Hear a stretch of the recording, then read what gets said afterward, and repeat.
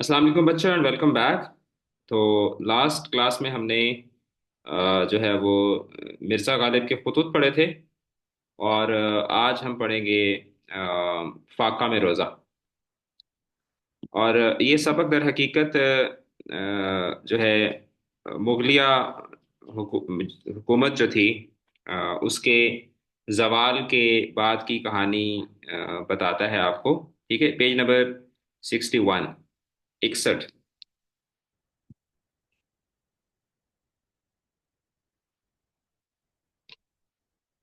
61 Sharif, it's 61, जिसको आप लोग रांगड़ी में इक्याट बोलते हैं। यही बोलते हैं ना, इक्याट। इक्याट या यस इकाट? सर। हाँ, ठीक है। हाँ, इक्याट। अरे पेज नंबर कौन सा है रे? पेज नंबर इक्याट है। चलें जी, शुरू करें। All right. तो पिछले सबक में भी हमने मुगलिया हुकूमत के मुतालिक कुछ बातचीत हुई थी, कि कैसे जवाल हुआ एंड ऑल दैट स्टफ। अब यहाँ पे मैं थोड़ा सा आपको सबक का जो कॉन्टेक्स्ट है वो पहले बता देता हूँ कि यहाँ पे आपको दिल्ली जो है, दिल्ली उसके दो दौर जो हैं वो यहाँ पे आपको मुसन्निफ जो है। आज मेरी थोड़ी तबीयत डाउन सी है, तो मैं शायद उस तरीके से बड़ा लाइवली होके ना पढ़ा सकूं, तो मैं अपना कैमरा ऑन कर लेता हूँ ताकि क्लास थोड़ी सी इंटरेक्टिव हो जाए, और वो जो अ, मेरा जो ढीलापन है वो किसी तरीके से कंपनसेट हो जाए। ठीक है। अच्छा, तो दर हकीकत इस सबक में आपको जो दिल्ली है, दिल्ली जिसको हम लोग दिल्ली पढ़ते हैं या दिल्ली कहते हैं, उस वक्त इसको दिल्ली कहा जाता था। अच्छा, दिल्ली को हिंदुस्तान का दिल भी कहा जाता है, बाय द वे। ठीक है, दिल्ली को हिंदुस्तान का दिल भी कहा जाता है। तो दिल्ली के आपको दो दौर जो हैं वो यहाँ पे दिखाए दिखाए गए हैं इस सबक के अंदर। एक वो दौर है कि जिसमें मुगल हुकूमत जो है उसका उरूज है। ठीक है, और दूसरा दौर आपको दिखाया जाता है कि जब उनकी हुकूमत चली जाती है, अंग्रेज आ जाते हैं। तो ये दो दौर जो हैं वो यहाँ पे आपको दिखाए गए हैं।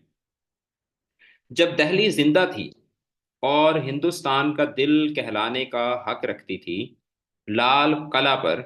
ठीक है, लाल कला, इसको किला नहीं पढ़ना कभी भी, ये कला होता है लफ्ज। ठीक है, जिसको हम लोग वो शाही किला और किला, किला फतह कर दिया, ये किला नहीं होता, ये कला होता है। ठीक है, लाल कला पर। ठीक है, लाल कला आपको पता है कि दिल्ली के अंदर एक, that used to be the royal residence. ठीक है, जो बादशाहों की, जो मुगल बादशाहों की जो रेजिडेंस थी, रिहाइश गाह थी, उसको वो लाल कला थी। और आपको पता है कि हिंदुस्तान के अंदर जो मुगलिया हुकूमत थी उसके दो स्ट्रॉन्ग होल्ड्स थे। कौन कौन से थे वो दो स्ट्रॉन्ग होल्ड्स? हम्म, दिल्ली और लाहौर। वेरी गुड, दिल्ली और लाहौर। और दिल्ली में लाल किला था और लाहौर में शाही किला था।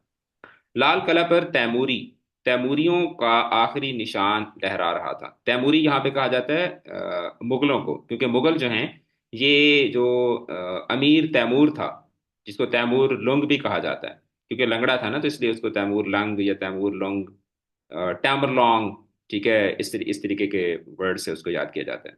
तैमूरियों का आखिरी निशान यानी कि मुगलों का आखिरी झंडा लहरा रहा था। उन्हीं दिनों का जिक्र है कि मिर्जा सलीम बहादुर, उन्हीं दिनों का जिक्र है कि स्ट्रॉन्ग होल्ड छावनी को कहते हैं, और छावनी या यस, हाँ छावनी कह सकते हैं, स्ट्रॉन्ग होल्ड छावनी को कहते हैं, या जो एक ताकत का मरकज होता है, या जो बात जो सदर मकाम होता है उसको स्ट्रॉन्ग होल्ड कहते हैं इंग्लिश में। अच्छा, उन्हीं बेस कह लें, छावनी कह लें। ठीक है, इस तरीके से उन्हीं दिनों का जिक्र है कि मिर्जा सलीम बहादुर, जो कि अबू जफर बहादुर शाह, बहादुर शाह आपको पता है कि he was the last emperor of the Mughal dynasty. Mirza Salim Bahadur जो कि अबू जफर बहादुर शाह के भाई थे, अपने मर्दाना मकान में, ये हमने लास्ट क्लास में भी डिस्कशन की थी कि वो हुजरा अलग से बना हुआ होता था मर्दों के बैठने का, और फिर जनान खाना अलग होता था।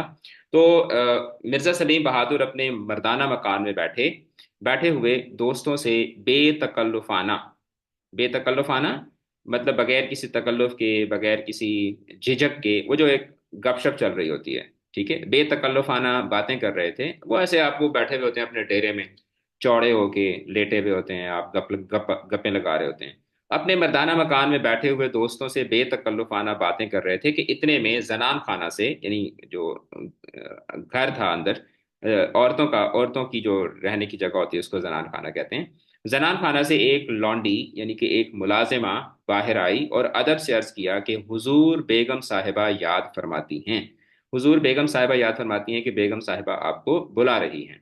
मिर्जा सलीम फौरन महल में चले गए, ठीक है, और ये इसको आप लोग महल पढ़ते रहते हैं, इट्स बेसिकली महल, ठीक है। फौरन महल में चले गए और थोड़ी देर में मगमूम, मगमूम मतलब उदास, ठीक है, मगमूम यानी उदास या परेशान, गमगीन, ठीक है, मगमूम वापस आए।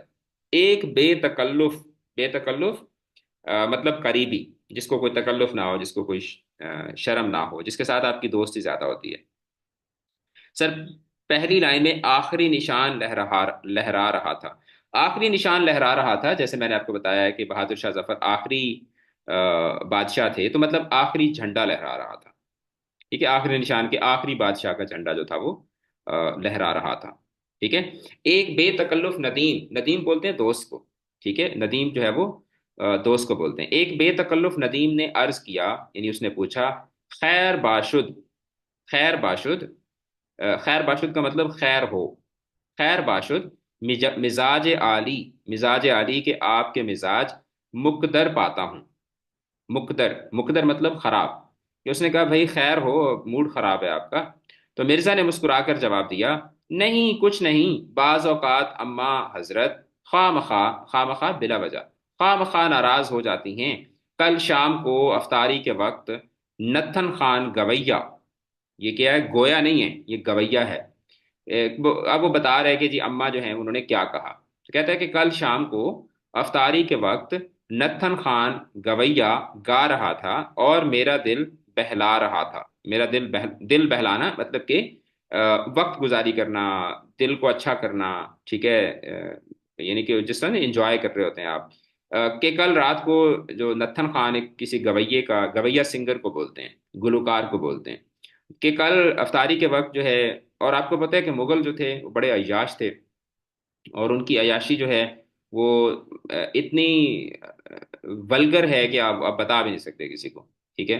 आप बंदा दोस्तों में बैठा हो तो फिर बंदा उसको डिस्कस कर सकता है, इस लेवल के वो अय्याश थे और इस लेवल की वो अय्याशियां किया करते होते थे। तो बहरहाल कहते हैं कि जी कल अफ्तारी के वक्त जो एक गवैया जो था वो गा रहा था और मेरा दिल बहला रहा था।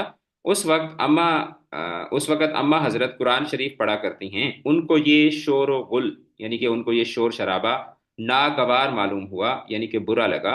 आज इरशाद हुआ है कि आज उन्होंने कहा है कि रमजान भर, के पूरा रमजान गाने बजाने की महफिलें बंद कर दी जाएं, ठीक है। ये महफिल नहीं होता, महफिल होता है, ठीक है, महफिल, आप इसको महफिल पढ़ते रहते हैं, इट्स महफिल। महफिलें बंद कर दी जाएं, भला मैं इस तफरीही आदत, तफरीही आदत, तफरी आपको पता है शौक को बोलते होते हैं ना, ठीक है, वक्त गुजारी, यानी कि तफरी का लफ्ज फरहत से निकला, फरहत का मतलब होता है खुशी। तफरीही आदत, कि मैं इस जो है वो इस ऐश वाली आदत को क्यों कर छोड़ सकता हूँ। अदब के लिहाज से कबूल तो कर लिया, मगर उसकी पाबंदी से जी उलझता है, उसकी पाबंदी से जी उलझता है, कि पाबंदी करते हुए मेरा जो दिल है वो खराब होता है। यार अब गाने भी नहीं सुन सकता, जिस तरह होता है ना यार, आप लोग जिस तरह से करते हैं जेंसी, अब आप लोगों की मैं बात करता हूँ, आप लोग क्या करते हो। आप लोगों का एक स्टाइल होता है, ठीक है, रमजान का महीना है। अब यहाँ पे देखना, देखना कैसे मी टू सिचुएशन जो है वो मी टू मूवमेंट क्रिएट होता है। और अब बहुत सारे बच्चे यहाँ पे कहेंगे अस, अस, यस सर अस, ये अस मूवमेंट आएगा। आप लोग क्या करते हैं, आप लोग जो हैं वो जाते हैं रमजान मुबारक में, मोस्टली आपके स्कूल जो हैं वो ओपन होते हैं, तो आप लोग स्कूल जाते हैं। आप लोगों ने सोचा हुआ होता है कि अच्छा 1:30 बजे छुट्टी होगी, 1:30 पे, अराउंड 2:30 तक आपने वापस आना होता है। फिर आके आप लोग सोच रहे होते हैं यार, और आप लोग को उस टाइम पे 3 बजे तक आपको रोज़ा लगना शुरू हो जाता है। फिर आप कहते हैं यार 7 बजे अफ्तारी है, अब ये 4 घंटे कैसे गुजारूं।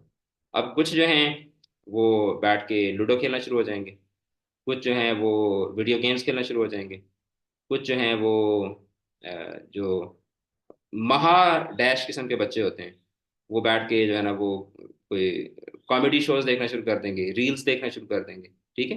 तो और अगर आपसे मोबाइल छीन लिया जाए, या किसी दिन इंटरनेट ना आ रहा हो और आपको रोज़ा भी हो, फिर आपको बहुत गुस्सा आ रहा होता है, फिर आपका दिल खराब हो रहा होता है, बार बार आपका मूड जो है, मूड स्विंग्स आपको आ रहे होते हैं। ऐसे ही होता है ना? ठीक है। क्यों भाई? अभी शरीफ ना बनो, ठीक है? अभी तुम इतने वो सारे हाजी बन रहे हैं कि पता नहीं सर ये क्या बातें कर रहे हैं, हमने तो ऐसा कभी नहीं किया। ठीक है, तो भाई ऐसे ही होता है। ठीक है, ऐसे ही तुम लोग करते हो। तो ये जो जिसकी बात हो रही है ना, ये भी आप लोगों का ही कोई भाई है। ठीक है, कि उसने कबूल तो कर लिया है, और फिर अम्मा आके कैसे ताने मारती हैं, शर्म करो, रोजे हैं, नमाज पढ़ लो, तिलावत कर लो। और आप, अम्मी कल कल करूंगा ना, आज मैं बहुत थका हुआ हूँ, आज मुझे रोजा लगा हुआ है, कल से मैं तिलावत शुरू करूंगा। आप लोग आगे से फिर बहाने बनाते हो, और आप लोगों ने फिर सोना होता है, वो ऐसे लाशें पड़ी हुई हैं, जिंदा लाशें, जैसे कोई सांस ही नहीं है अंदर, और ऐसे करके ऐसे लेटे हुए हैं। और फिर उठते हैं असर के टाइम, या असर और मगरिब के दरमियान उठ रहे होते हैं, और आप लोग ऐसे जैसे आपने बहुत बड़ा रोजा रख के, जैसे आप लोगों ने ना पूरे घर को खरीद दिया है। ठीक है, जैसे आपने जन्नत में ना आपने एक प्लॉट खरीद लिया है, और आपने बहुत बड़ा एहसान किया है अपने घर वालों के ऊपर। ठीक है, आपने ऐसा काम किया रोजा रख के कि जो आज तक कोई भी नहीं कर सका, और आपने जो है ना वो अपनी कौम में एक नया रिवाज, एक नई रिवायत जो है वो आपने डाली है। और ये जो लड़कियां होती हैं, ये इधर उधर छुप रही होती हैं, किचन में ना जाना पड़े, काम ना करना पड़े, इनको किचन में गर्मी लग रही होती है। ठीक है, तो ये बच रही होंगी पीछे पीछे। ठीक है, अम्मा बेचारी जो है वो खड़ी होके पकोड़े भी बना रही हैं, सारा कुछ कर रही हैं, और ये इधर उधर ऊपर छत पे जाके घुस रही हैं, उधर कमरे में घुसी हुई हैं। ठीक है, तो इधर उधर बैठी हुई हैं बस, कि काम ना करना पड़े किसी तरीके से। ठीक है। अच्छा, तो बहरहाल वो कहते हैं कि जी अदब के लिहाज से कबूल तो कर लिया, मगर उसकी पाबंदी से जी उलझता है। हैरान हूं कि 16 दिन क्यों कर, क्यों कर मतलब कैसे, कि कहता है कि मैं हैरान हूं कि अब मेरे 16 दिन जो हैं वो कैसे, क्यों कर बसर होंगे, यानी कि अब जो 16 दिन जो बच रहे हैं, ये अब कैसे गुजरेंगे। मुसाहिब, मुसाहिब बोलते हैं जो जो जो पुराने ज़माने में जो रॉयल्स होते थे, जो नोबल्स होते थे, जो शाही खानदान होता था, उनके साथ वो जो नौकर वगैरह होते हैं, उनको ये खास जो किस्म के जो नौकर होते हैं उनको मुसाहिब कहा जाता है। मुसाहिब दर हकीकत वो नौकर होते हैं जो बादशाह के आसपास फिर रहे होते हैं, गपबाजी के लिए, ठीक है, बातचीत के लिए, दिल बहलाने के लिए। तो वो वाले जो होते हैं, एक तो वो होते हैं ना जो खाना लाने वाले, और वो वाले, उससे ऊपर ऊपर की जो कैटेगरी होती है। ठीक है, तो उनको मुसाहिबीन कहा जाता है। तो मुसाहिब जो था, उसने हाथ बांध कर अर्ज किया। ठीक है, हाथ बांध कर उसने कहा, वो जिस तरह एक रॉयल कोर्ट्स के अंदर जिस तरीके से स्टाइल होता है, तो उसने हाथ बंद कर अर्ज किया, हुजूर ये भी कोई परेशान परेशान होने की बात है? शाम को अफ्तारी से पहले मस्जिद में तशरीफ ले चला कीजिए, कि मस्जिद में चले जाया कीजिए। अजब बहार होती है, अजब बहार होती है मतलब कि अजीब रंग लगा हुआ होता है, अजीब रौनक होती है। रंग बरंग के आदमी, तरह तरह के मतलब मुख्तलिफ तरह तरह के झुमगट्टे, रंग बरंग के आदमी, तरह तरह के झुमगट्टे, झुमगट्टा बोलते हैं हुजूम को, झुमगट्टे देखने में आएंगे। खुदा के दिन हैं, खुदा वालों की बहार देखिए। मतलब खुदा के दिन है कि मतलब रमजान का महीना है, तो खुदा के दिन है मतलब कि नेकी का, जैसे हम कहते हैं ना, नेकी का महीना है, अल्लाह का महीना है। वैसे तो सारे सारा हर सब कुछ अल्लाह का है, लम्हा लम्हा अल्लाह का होता है, लेकिन सिर्फ कॉन्टेक्चुअली मैं आपको समझा रहा हूँ। खुदा के दिन है, खुदा वालों की बहार देखिए। मिर्जा ने इस सलाह को, सलाह बोलते हैं मशवरे को, मिर्जा ने इस सलाह को पसंद किया, और दूसरे दिन मसाहिबों को लेकर जामिया मस्जिद पहुंचे। ठीक है, वहां जाकर, जामिया मस्जिद कौन सी होती है? जामिया मस्जिद वो होती है जो किसी भी शहर की, इलाके की जो मरकजी मस्जिद होती है। ठीक है, जो बड़ी, जो बड़ी मस्जिद। बड़ी बड़ी मस्जिद होती है। ठीक है, जिसको पंजाबी में कहते हैं वड्डी मसीत। ठीक है, वो देहातों में कहते हैं वड्डी मसीत। ठीक है, वड्डी मसीत को ला जा। ठीक है, मैं वड्डी मसीत गया नमाज पढ़ने वास्ते। अच्छा, तो मसाहिबों को लेकर वहां पर जी मस्जिद में पहुंच गए। वहां जाकर अजब आलम देखा, अजब आलम देखा, अजब माहौल देखा। जगह जगह हल्का बनाए, यानी कि दायरा बनाए लोग बैठे हैं। कहीं कुरान शरीफ के दौर हो रहे हैं, दौर मतलब पढ़ना, दोहराई करना। कहीं कुरान शरीफ के दौर हो रहे हैं, रात के कुरान सुनाने वाले हुफाज एक दूसरे को कुरान सुना रहे हैं। ठीक है, तो वो जो हाफिज हाफिज साहब होते हैं जो तरावियां पढ़ाते हैं, तो वो फिर दिन को बैठ के वो रटे लगा रहे होते हैं, ठीक है, ताकि रात को जो है वो लुकमा ना पड़े। आप में से कोई हाफिज है? कोई हाफिज है या सारे ही अल्लाह हाफिज हैं बस? कोई भी हाफिज नहीं है क्लास में? ओके। तो लेकिन इतना तो आपको पता होगा ना कि जो फाज होते हैं उन्होंने जो वाला पोर्शन रात को पढ़ना होता है वो फिर उसको दिन को बैठ के उसको दोहराते हैं, उसको वो याद करते हैं। इतना तो पता होगा ना आप सबको। हम्म। यस। हाँ। तो रात को कुरान सुनाने वाले हुफाज, हुफाज हाफिज की जमा है। एक दूसरे को कुरान सुना रहे हैं, कहीं मसाइल दीन पर गुफ्तगू हो रही है। दो आलिम, अब यहाँ पे आलम है, आलम बोलते हैं जहान को या माहौल को, और यहाँ पे आलिम है, दो आलिम। इसको ये जो पंजाबी वाले हैं ना, ये आलिम को पढ़ते हैं आलम। ठीक है। मेरा भाई आलम बन रहा है। ठीक है, किसी आलम ने पूछ लो। वो भाई आलम नहीं होता, आलिम होता है। ठीक है। अच्छा, इसी तरीके से मस्जिद को मस्जिद, मैं मस्जिद जा रहे हैं, मस्जिद नहीं होता, मस्जिद होता है। ठीक है। तो ये कुछ हैं हमारे लैंग्वेज के ना डायलेक्ट्स के अंदर कुछ प्रॉब्लम्स हैं। वेल एनी हाउ, दो आलिम किसी फिकहाई, फिकहाई मसला, फिका किसको बोलते हैं? फिका दर हकीकत इस्लाम के जो दीन और दुनिया के जो मसाइल हैं ना, ठीक है, दीन और दुनिया के, नहीं नहीं सेक्ट नहीं होता, वो फिरका होता है। यही तो बात बात है ना। फिका और फिरका में फर्क है। फिरका बोलते हैं जमात को, ठीक है, जमात को, गिरोह को, जिससे फिर फिरकाबाजी, तफरकाबाजी का लफ्ज निकलता है। ये है फिकहा। ठीक है। फिकहा, फिकहा का मतलब होता है समझना। ठीक है। वो हदीस पाक भी है ना कि मैं युरिदिल्लाहु खैरन फयुफक्किहुहु फिद्दीन। अल्लाह ताला जिस जिस आदमी से खैर का इरादा फरमाता है उसको उसको दीन का फिका अता करता है। फिका का मतलब होता है समझ। तो फिका को इंग्लिश में कहा जाता है जूरिस प्रूडेंस। क्या बोलते हैं फिका को इंग्लिश में? jurisprudence। जूरिस। ठीक है। अभी मेरे स्पेलिंग जो है ना वो, मेरी स्पेलिंग्स मेरा साथ छोड़ देंगे। Juris prudence, PRUDENCE, juris prudence.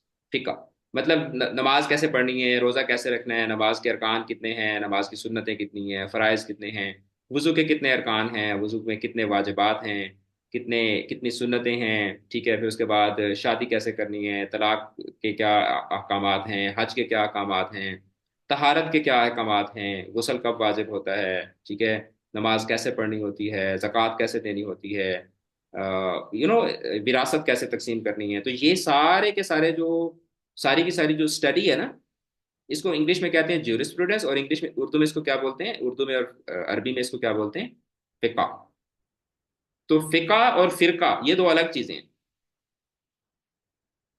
ठीक है। मैंने कई लोगों को ये कहते हुए सुना कि जी अल्लाह ताला के नबी ने फरमाया था कि दीन में जी 72 फिके बनेंगे। और भाई 72 फिके नहीं बनेंगे, फिका एक ही रहेगा, 72 फिरके बनेंगे। ठीक है, समझ आ गई है ना? तो दीन, यस सर। दीन का जो फिका है वो एक ही है। अब उस फिका की इंटरप्रिटेशंस चार हैं आगे, जिसको हम लोग फिर कहते हैं कि शाफिया है, मालकिया है, हनफिया है, ठीक है, हम्बलिया है। तो ये चार जो है वो, इनको फिर फिका के इमाम, ये फिका के इमाम है, किसी फिरके के इमाम नहीं है ये। इनको फिका के इमाम कहा जाता है। तो थोड़ा सा दीन भी पढ़ा करो, थोड़ा दीन की चीजें भी आपको बतानी चाहिए। ठीक है। अभी मैं आप लोगों से पूछूं कि मुझे बताओ कि जी वुजू के कितने फ़राइज़ हैं, नमाज की सुन्नतें क्या हैं, ठीक है, तो आप लोग सारे के सारे ब्लैंक हो जाओगे। लेकिन अगर मैं पूछूं कि हाँ भाई एंड्रयू टेट ने का रीसेंट इंटरव्यू कब आया है, ठीक है, या रोनाल्डो ने कितने गोल किए थे वर्ल्ड कप में, या फलां जो है वो उसके अंदर, तो वो आप जो है वो फौरन से बता देंगे।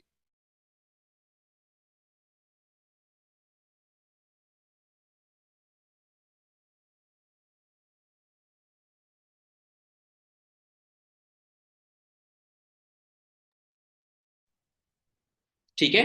तो वो सारी चीज़ें आपको पता होंगी। लेकिन दीन के मतलब मैं पूछ रहा हूँ सर, फिर एक इस्लामियात रेगुलर क्लास भी शुरू होनी चाहिए? नहीं, देखिए, इस्लामियात की क्लास तो एक अलग चीज़ है ना, लेकिन जो बेसिक जो नॉलेज है इस्लाम का, दीन का, बेटा, वो तो आपको पता होना चाहिए ना। वो तो आपके आपके आप पे फ़र्ज़ है इन चीज़ों का जानना। ठीक है। अच्छा। और फिर आप लोग जो है ना वो ईद पढ़ने जाते हो तो इधर उधर देख रहे होते हो कि कहाँ पे हाथ छोड़ने हैं, कहाँ पे हाथ नहीं छोड़ने। राइट। अच्छा, वेल एनी हाउ। तो दो आलिम किसी फिकही मसला पर बहस करते हैं, और बीसियों आदमी, बीसियों आदमी मतलब ढेरों आदमी, ढेर सारे आदमी जो है वो गिरोह में बैठे मजे से सुन रहे हैं। ये दीन पर बहस हो रही है, दो आलिम आपस में बात कर रहे हैं, और ढेर सारे आदमी जो है वो, और मसाजिद में ऐसा ही होता है ना, आपने ये देखा होगा। किसी जगह तवज्जो और मराकबा का हल्का है। मुराकबा क्या होता है? मुराकबा होता है कि जैसे आप ऐसे आंखें बंद करके, आप कोई दुरूद पढ़ रहा है बैठ के, कोई आंखें बंद करके कोई तस्बीह पढ़ रहा है, तो मसाजिद में आपको इस तरह के लोग भी मिल जाते हैं ना, जो आराम से मस्जिद में आराम से ऐसे बैठे हुए हैं, ऐसे बंद करके अल्लाह को याद कर रहे हैं। ठीक है। या कुछ ऐसे भी लोग होते हैं जो नमाज में खड़े होकर भी हिसाब कर रहे होते हैं, फलाने से इतने लेने हैं, फलाने के इतने देने हैं, या नमाज वापसी पे जो है ना वो फलानी चीज़ें भी लेकर जानी है। ठीक है। और जो लड़के हैं वो नमाज पढ़ रहे होते हैं, सोच रहे होते हैं कि जैसे ही ये नमाज खत्म होगी ना, मौलवी साहब सलाम फेरेंगे, जाऊंगा जाके, जनाब अम्मा ने बिरयानी बनाई है, जल्दी से जाके जो है ना वो फौरन से किचन में घुस जाऊंगा, और जाके ढक्कन उठाऊंगा प्रेशर कुकर का, और अंदर से तीन चार बोटियां उठा के खा लूंगा। हैं? इस तरह के खुराफाती किस्म के आइडियाज जहन में आ रहे होते हैं। राइट। तो तवज्जो और मुराकबे से क्या मुराद है कि आप बिल्कुल आंखें बंद करके सुकून से आप बैठ के अल्लाह को याद कर रहे होते हैं। तो इसको बोलते हैं तवज्जो का हल्का बनना। कहीं कोई साहिब वज़ाइफ में मशगूल हैं, मशगूल मतलब मसरूफ हैं, अलगरज, जिस तरह अलगरज का मतलब होता है इन शॉर्ट। ठीक है। अच्छा, शारिफ कह रहे हैं कि सर आती नहीं है, शैतान लाता है। शैतान लाता है तो फिर बेटा वो जो काम आप करते हो ना, वो भी फिर शैतान को कहा करो ना, कि मतलब अगर शैतान आपके जहन में ये ख्याल लेकर आता है, ठीक है, कि इस नमाज के बाद जो है ना वो अ, फलाना उल्टा काम करूंगा, तो आप शैतान को कहा करो भाई तू खुद कर, मैं नहीं करता। शैतान जब आपको आके कहता है ना कि यार ऐसे करते हैं कि जाके ना फलाना काम करके आते हैं, तो उसको उसको उसको बोला करो कि जा तू करके आ, मैं आता हूँ पीछे से, तू जा शुरू कर, मैं आ रहा हूँ। ठीक है। मानता नहीं है, मानता इसलिए नहीं है क्योंकि आपने उसको अपने सर पे चढ़ाया है ना शैतान को। आप उसके बड़ी बने हुए हो, आप उसके पीछे पीछे घूमते हो, बल्कि आप उसको कह रहे होते हो शैतान को, यार प्लीज यार ये मेरा काम कर दे प्लीज, चीटिंग करवा दे। ठीक है, मैंने फलां बंदे को मारना है यार, मेरे साथ चल। तो आप उसको साथ लेके जा रहे होते हो, शैतान नहीं आपको लेके जा रहा होता। तो ये टोपी ड्रामे अब खत्म हो जाने चाहिए। ये जो होता है ना कि शैतान वर्गलाता है, और ये शैतान नहीं वर्गलाता। आप कमजोर होते हो, और आप शैतान को कह रहे होते हो यार मेरी इस काम में हेल्प कर दे। ठीक है। हाँ। तो उस शैतान भी कहता है कि मुझे तुम्हारे वसवसे आते हैं। बिल्कुल ऐसे ही है। That's true. अच्छा, कुल्लु जदीदिन लजीजुन। अब ये क्या है? ये अरबी का एक मकूला है, यानी अरबी की एक एक सेइंग है। कुल्लु जदीदिन लजीजुन, कि हर नई चीज अच्छी लगती है। हर नई चीज जो है वो क्या लगती है? अच्छी लगती है। कुल्लु जदीदिन, कुल्लु, कुल्लु मतलब एवरीथिंग, जदीदुन एवरीथिंग दैट इज न्यू, लजीजुन लुक्स क्यूट, लुक्स अट्रैक्टिव। हर नई चीज, कोई भी नई चीज हो तो वो इंसान को अट्रैक्ट करती है। हर नई चीज जो है वो अट्रैक्टिव होती है। तो मिर्जा को ये नज़ारा बहुत पसंद आया, और वक्त जो था वो बहुत लुत्फ से, बहुत मजे से कट गया। मतलब वक्त जो था वो बहुत मजे से गुजर गया। इतने में अफ्तार का वक्त करीब आया। सैकड़ों ख्वान, ख्वान खाने को बोलते हैं ना, जिस तरह दस्तरख्वान होता है, सैकड़ों ख्वान, यानी कि कई ढेर सारे खाने जो थे वो अफ्तारी के आने लगे, और लोगों में अफ्तारियां तकसीम होने लगी।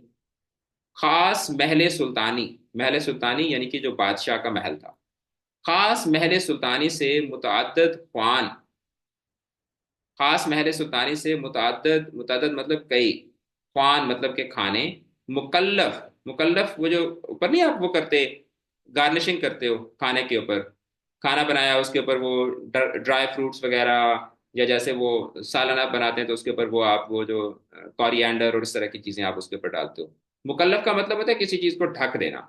ठीक है। मुकल्लफ चीजों से मतलब कि मुख्तलिफ चीजों से आरास्ता, आरास्ता मतलब सजी हुई, रोजाना मस्जिद में, जामा मस्जिद में भेजे जाते थे ताकि रोजेदारों में अफ्तारी तकसीम की जाए।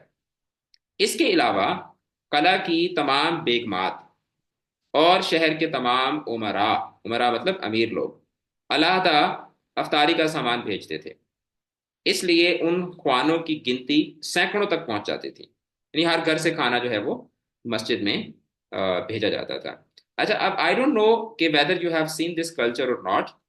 मेरा चूंकि देहात से ताल्लुक है, तो हमारे यहाँ अभी भी मतलब देहातों में ये कल्चर है, देहातों में ना, तो कि वो हर घर से अफ्तारी जो है वो जाती है, और मतलब हर घर से फिर एक बंदा जो है वो वहां पे जाके अफ्तारी भी, मतलब जो बुजुर्ग होते हैं ना, जैसे मेरे जो नाना अबू थे, वो अफ्तारी के टाइम पे वो मस्जिद में ही पाए जाते थे, मस्जिद में वो अफ्तारी करते थे, अफ्तारी करके नमाज पढ़ के फिर वो आएंगे, फिर वो खाना खाएंगे, खाना खा के फिर वापस जो है वो तरावीह पढ़ने के लिए चले जाएंगे।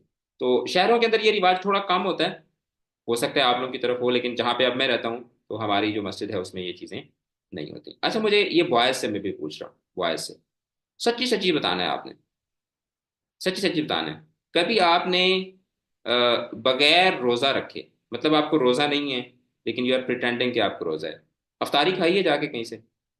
सच्ची सच्ची बताओ। नहीं सर। हम्म? क्यों भाई? नहीं sir. Good, very good, very good, very good. तो इस तरह के भी कैरेक्टर्स होते हैं, इस तरह के भी कैरेक्टर्स होते हैं कि रोजा नहीं होता और अफ्तारियों पे पहुंचे हुए होते हैं। ठीक है।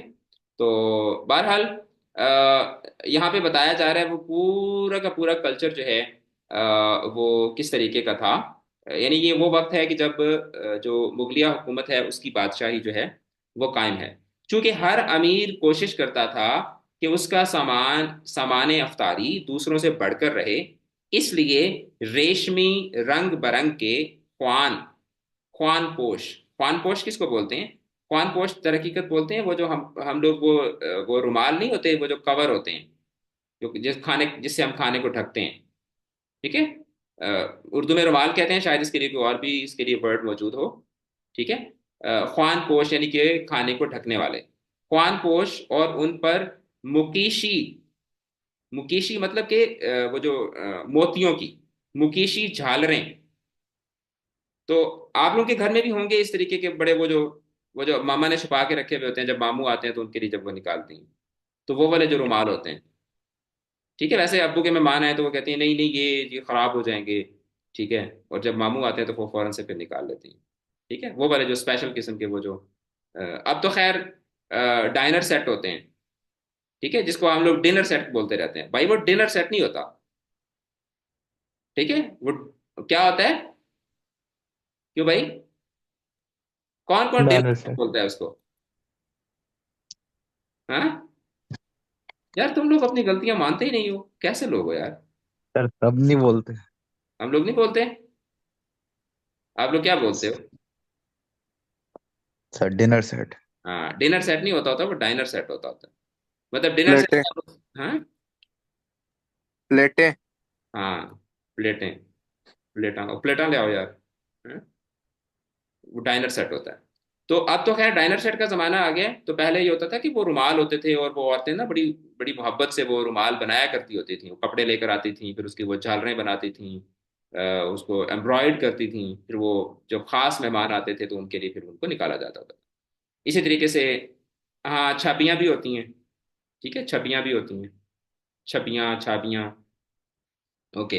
तो क्या होता था कि जब खाने भेजे जाते थे बाहर, तो वो उसमें ये भी कंपटीशन होता था कि भाई हमारा रुमाल जो है वो सबसे अच्छा होना चाहिए। इसलिए रेशमी रंग बिरंग के ख्वान पोश और उन पर मुकीशी झालरें एक से बढ़कर एक होती थी, और मस्जिद में उनकी अजब आराइश हो जाती थी, मतलब कि अजब उनका जो है ना वो वहां पे जलवा हो जाता था। मिर्जा मिर्जा के सर दिन। आरआइश क्या होता है?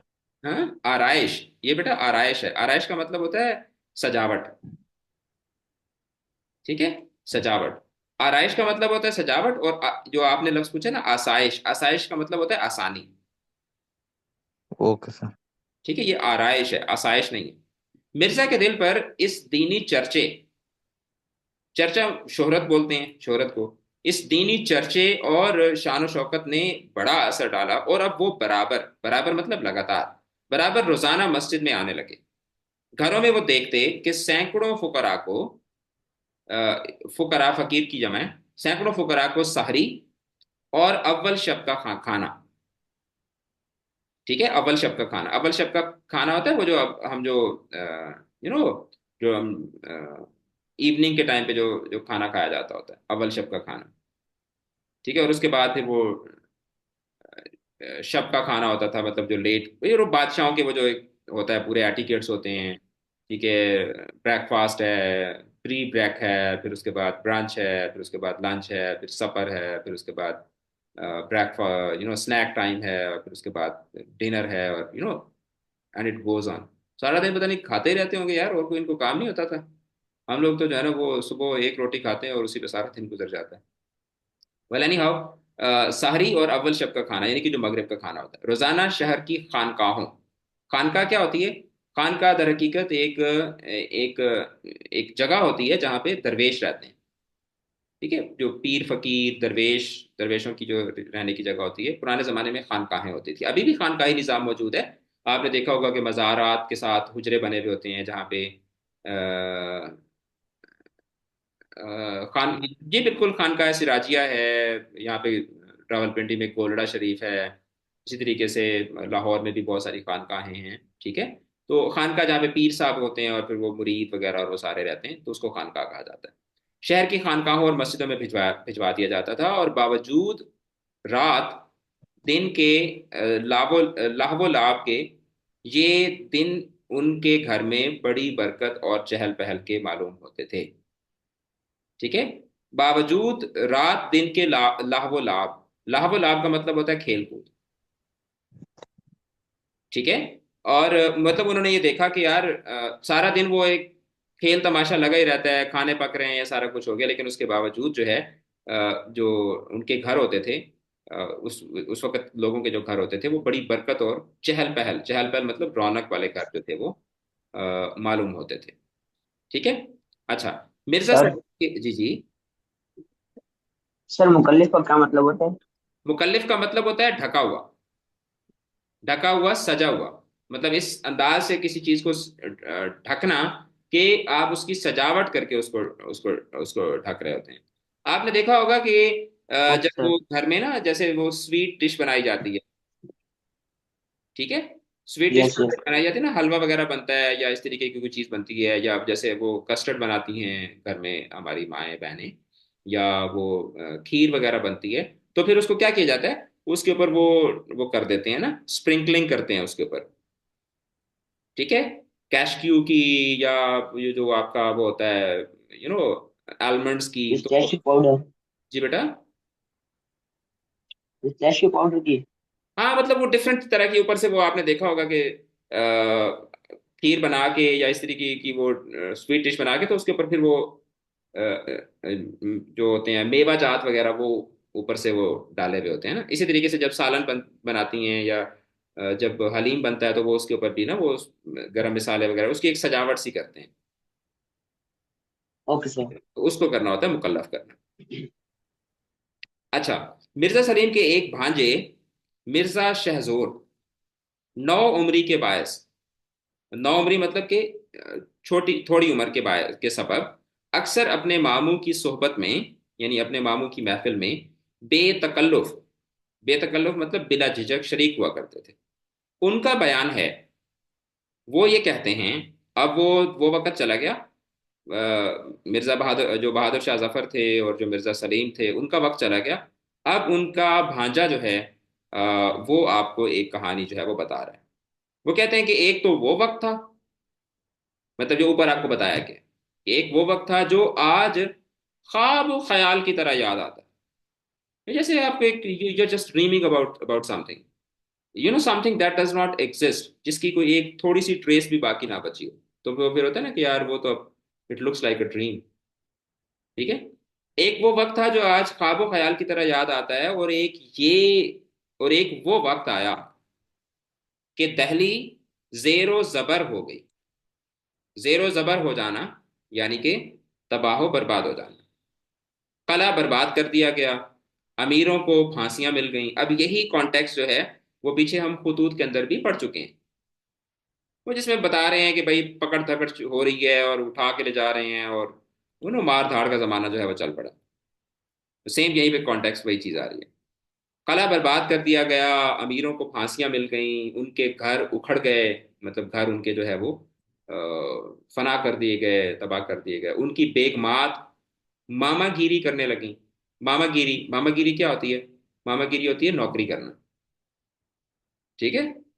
जो वजह से कहते हैं ना यार, तुम क्यों उसकी मामागिरी कर रहे हो, कि मतलब तुम क्यों उसके जो है ना वो उसकी उसकी नौकरी कर रहे हो, या उसकी तुम जो है ना वो खुशामद कर रहे हो।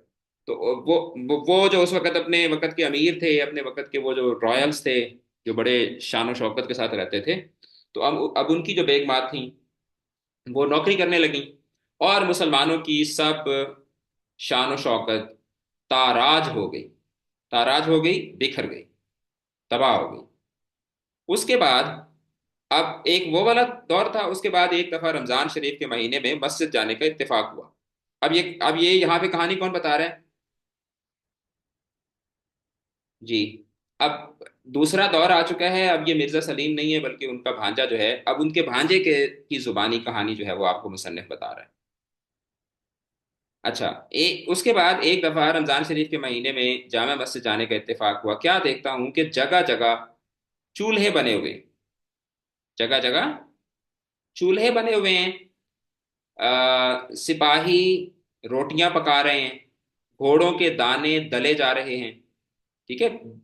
दाना दलना, दाना दलना मतलब दाने को, दाने को पीसना। वो घोड़ों को खिलाते हैं ना दाने, तो फिर वो पीस के और उनको प्रॉपर, उनको जो है ना वो उसका एक मलीदा सा बनाया जाता है, और फिर वो घोड़ों को खिलाते हैं। घोड़ों के दाने दले जा रहे हैं। घास के अंबार, या चूल्हा स्टोव को बोलते हैं। यस, स्टोव को कहते हैं चूल्हा, जिसको पंजाबी में हम लोग चूल्हा बोलते हैं। ठीक है, चूल्हे थे। ठीक है। क्या यार, वो बचपन का जमाना था। चूल्हे पे बैठ के खाना खाते होते थे, सारे ऐसे इर्द गिर्द जो है ना वो बैठे हुए हैं चारपाइयों पे। अब शहर शहर की जिंदगी ना, जिनके लोग काट खाने को दौड़ती है, जो मेरे जैसे जो बिल्कुल पेंडू लोग हैं, जिन्होंने देहात देहात में सारा बचपन गुजारा हो, तो I don't feel at home in the city. मजबूरी है, जॉब्स हैं, बाकी सारी चीजें हैं, तो उसकी वजह से रहना पड़ता है, बट गाँव बहुत याद आता है। अच्छा, वेल एनी हाउ, अब क्या है कि अब अंग्रेज आ गए हैं। अंग्रेजों ने जब दिल्ली को कैप्चर कर लिया, तो उसके बाद अब उनको क्या लगे, वो तो आपको पता है वैसे भी सैवेजेस थे। ठीक है। अपने आप को वो कहते तो ये थे कि हम बड़े महजब थे, बट ऑब्वियसली देवर सैवेजेस। और मतलब it's not about the Britishers only. कोई भी जो फातेह कौम होती है, तो वो मफतू के साथ, यानी कि जो जो जो जो जो विक्टर होता है, जो जो जीतने वाला होता है, वो हारे हुए के साथ यही यही शुरू करता है, जो अंग्रेजों ने किया। तो क्या किया उन्होंने, मस्जिद, क्योंकि बड़ी मस्जिद थी, तो उन्होंने मस्जिद को ही क्या बना दिया, छावनी बना दिया। ठीक है, उसको ही उन्होंने अपनी वो बेस जो थी वो बना दिया।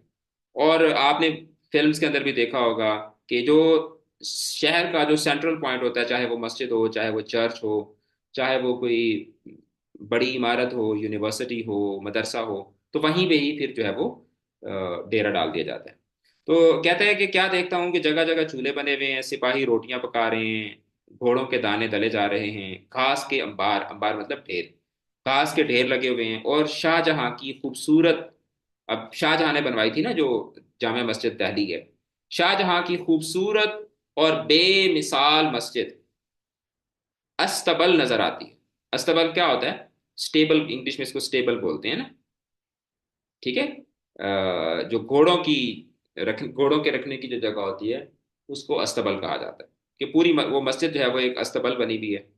और फिर जब मस्जिद वागुजाश्त हो गई, वागुजाश्त कर हो जाना, खाली कर देना, खाली करवा लेना।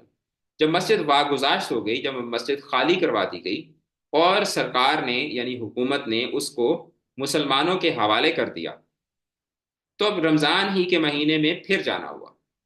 अब वो मस्जिद जो है वो वापस, क्योंकि that was the initial point ना, फिर उसके बाद वो सेटलमेंट्स हो गई, वो मस्जिद वापस मुसलमानों को मिल गई। तो कह रहे हैं कि एक दफा फिर जाना हुआ।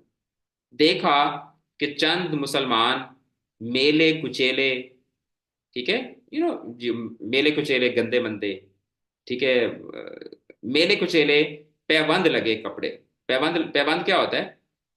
ठीक है, वो जो पैचेस लगाते हैं, आप कपड़ा फट गया तो फटे हुए कपड़े के ऊपर आप क्या लगाते हैं, कोई भी दूसरा कपड़ा अवेलेबल है तो उसकी उसको आप वहां पे रख के उसको आप क्या कर देते हैं, उसको आप वहां पे पंक्चर कर देते हैं।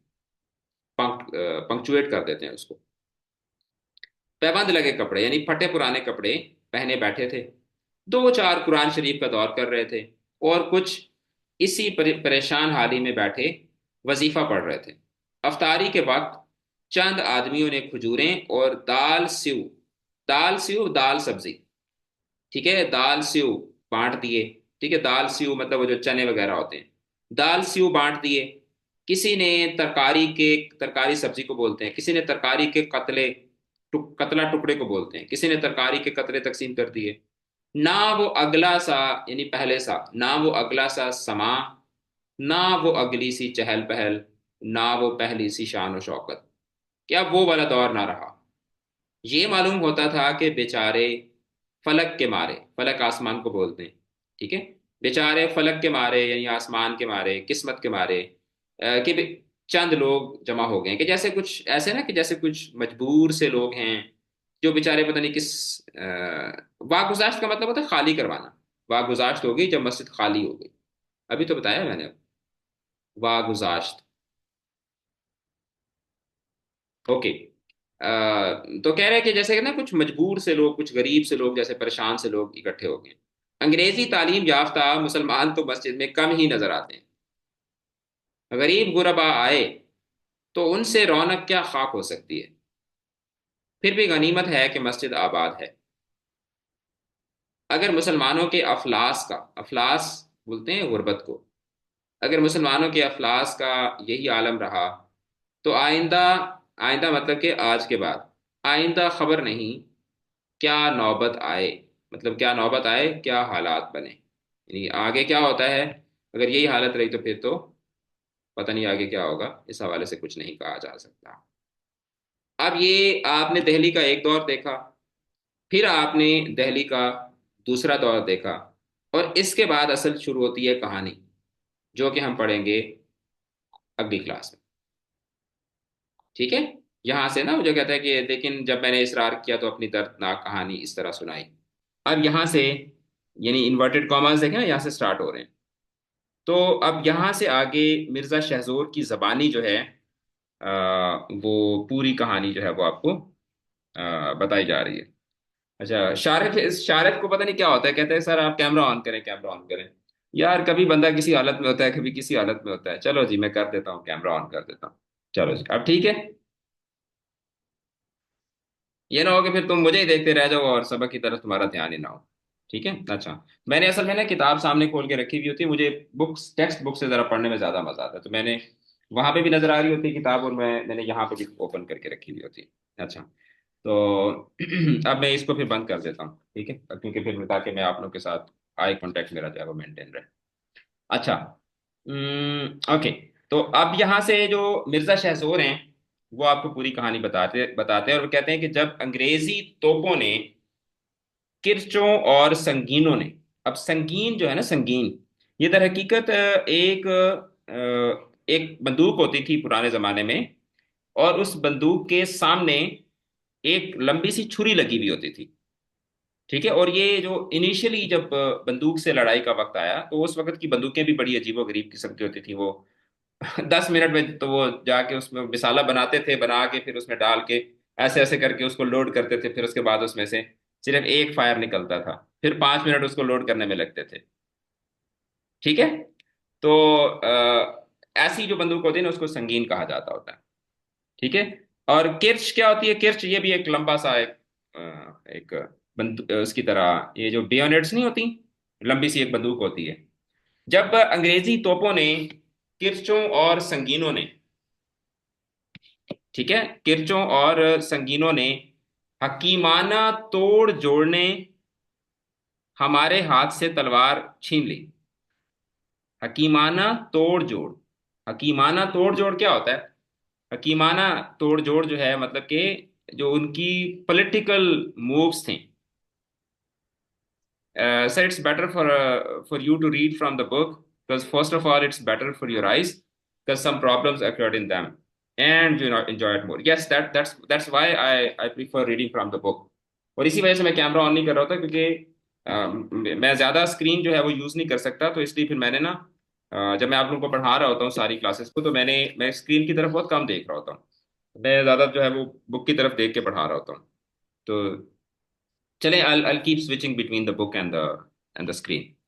तो वो ये बताते हैं कि जो अंग्रेजी, मतलब कि अंग्रेजी तोपें, किरचें और संगीने, यानी कि यहाँ से मुराद हो गया कि जो अंग्रेजी जो आर्सेनल था, या उनकी जो कह सकते हैं कि उनके पास जो असलहा था उसने, और हकीमाना जोड़ तोड़, हकीमाना तोड़ जोड़, हकीमाना तोड़ जोड़, यानी कि उनकी जो पॉलिटिकल, साथ में अंग्रेज जो थे वो ताकत का भी इस्तेमाल कर रहे थे, और ताकत के साथ साथ वो पॉलिटिक्स का भी तो इस्तेमाल कर रहे थे ना।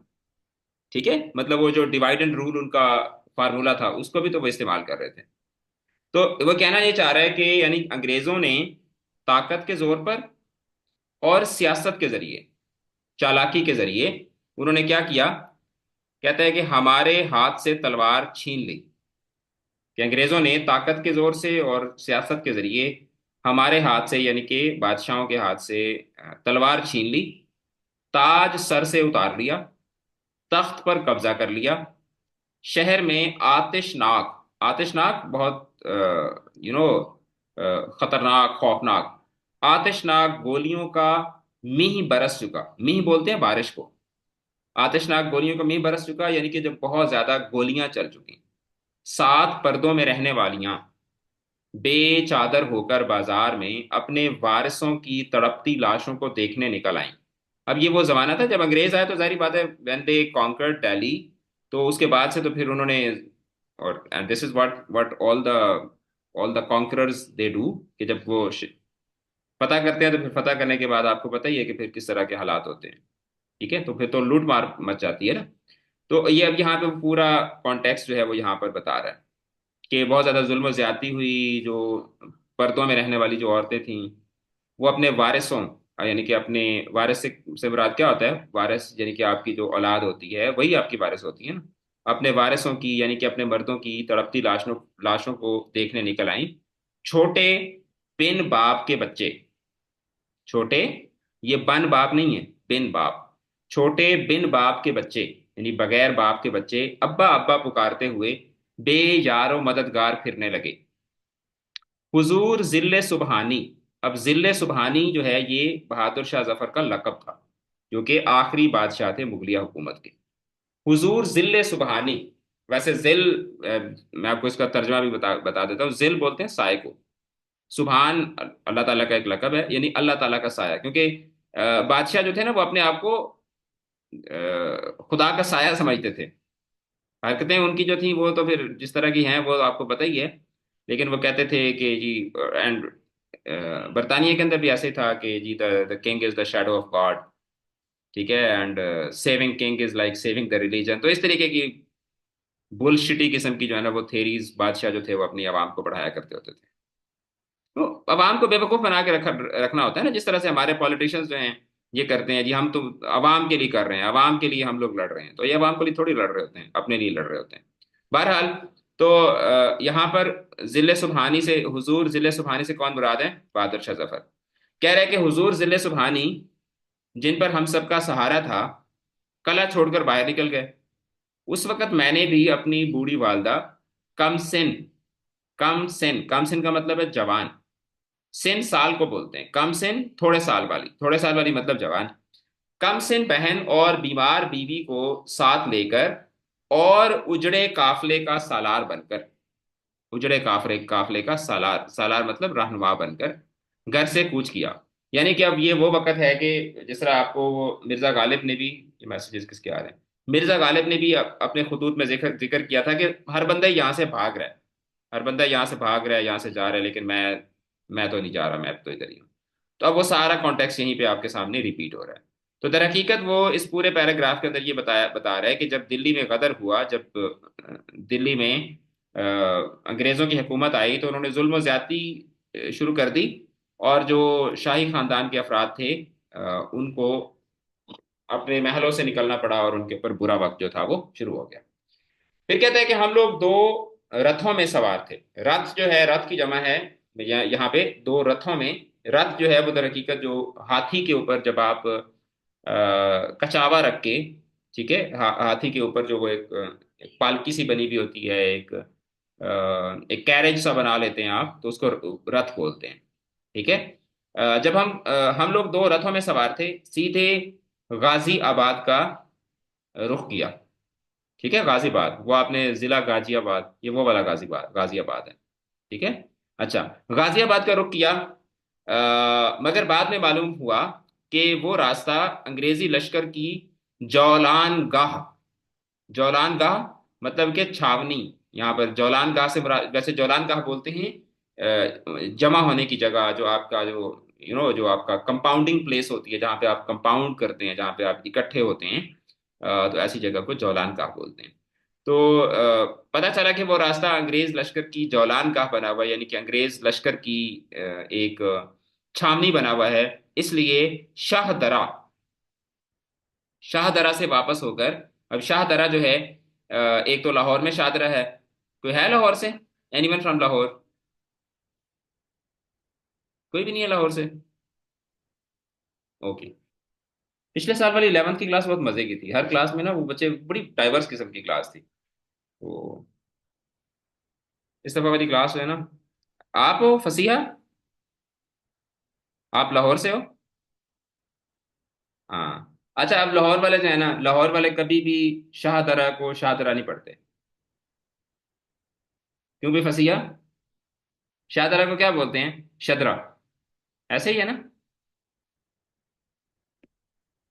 शदरा। अच्छा, शाहदरा जो है, ये दर हकीकत लाहौर में भी है शाहदरा, और दिल्ली में भी है। अब शाहदरा दर हकीकत वो दरवाजा होता था, आपको पता है ना कि ये गेटेड कम्युनिटीज होती थी उस टाइम की ना। जो लाहौर का वो जो पार्ट है ना, जिसमें वो जो रॉयल फैमिलीज रहती थी, तो उसको the walled city of Lahore कहा जाता है। ऐसे ही है ना, the walled city of Lahore, the gated Lahore.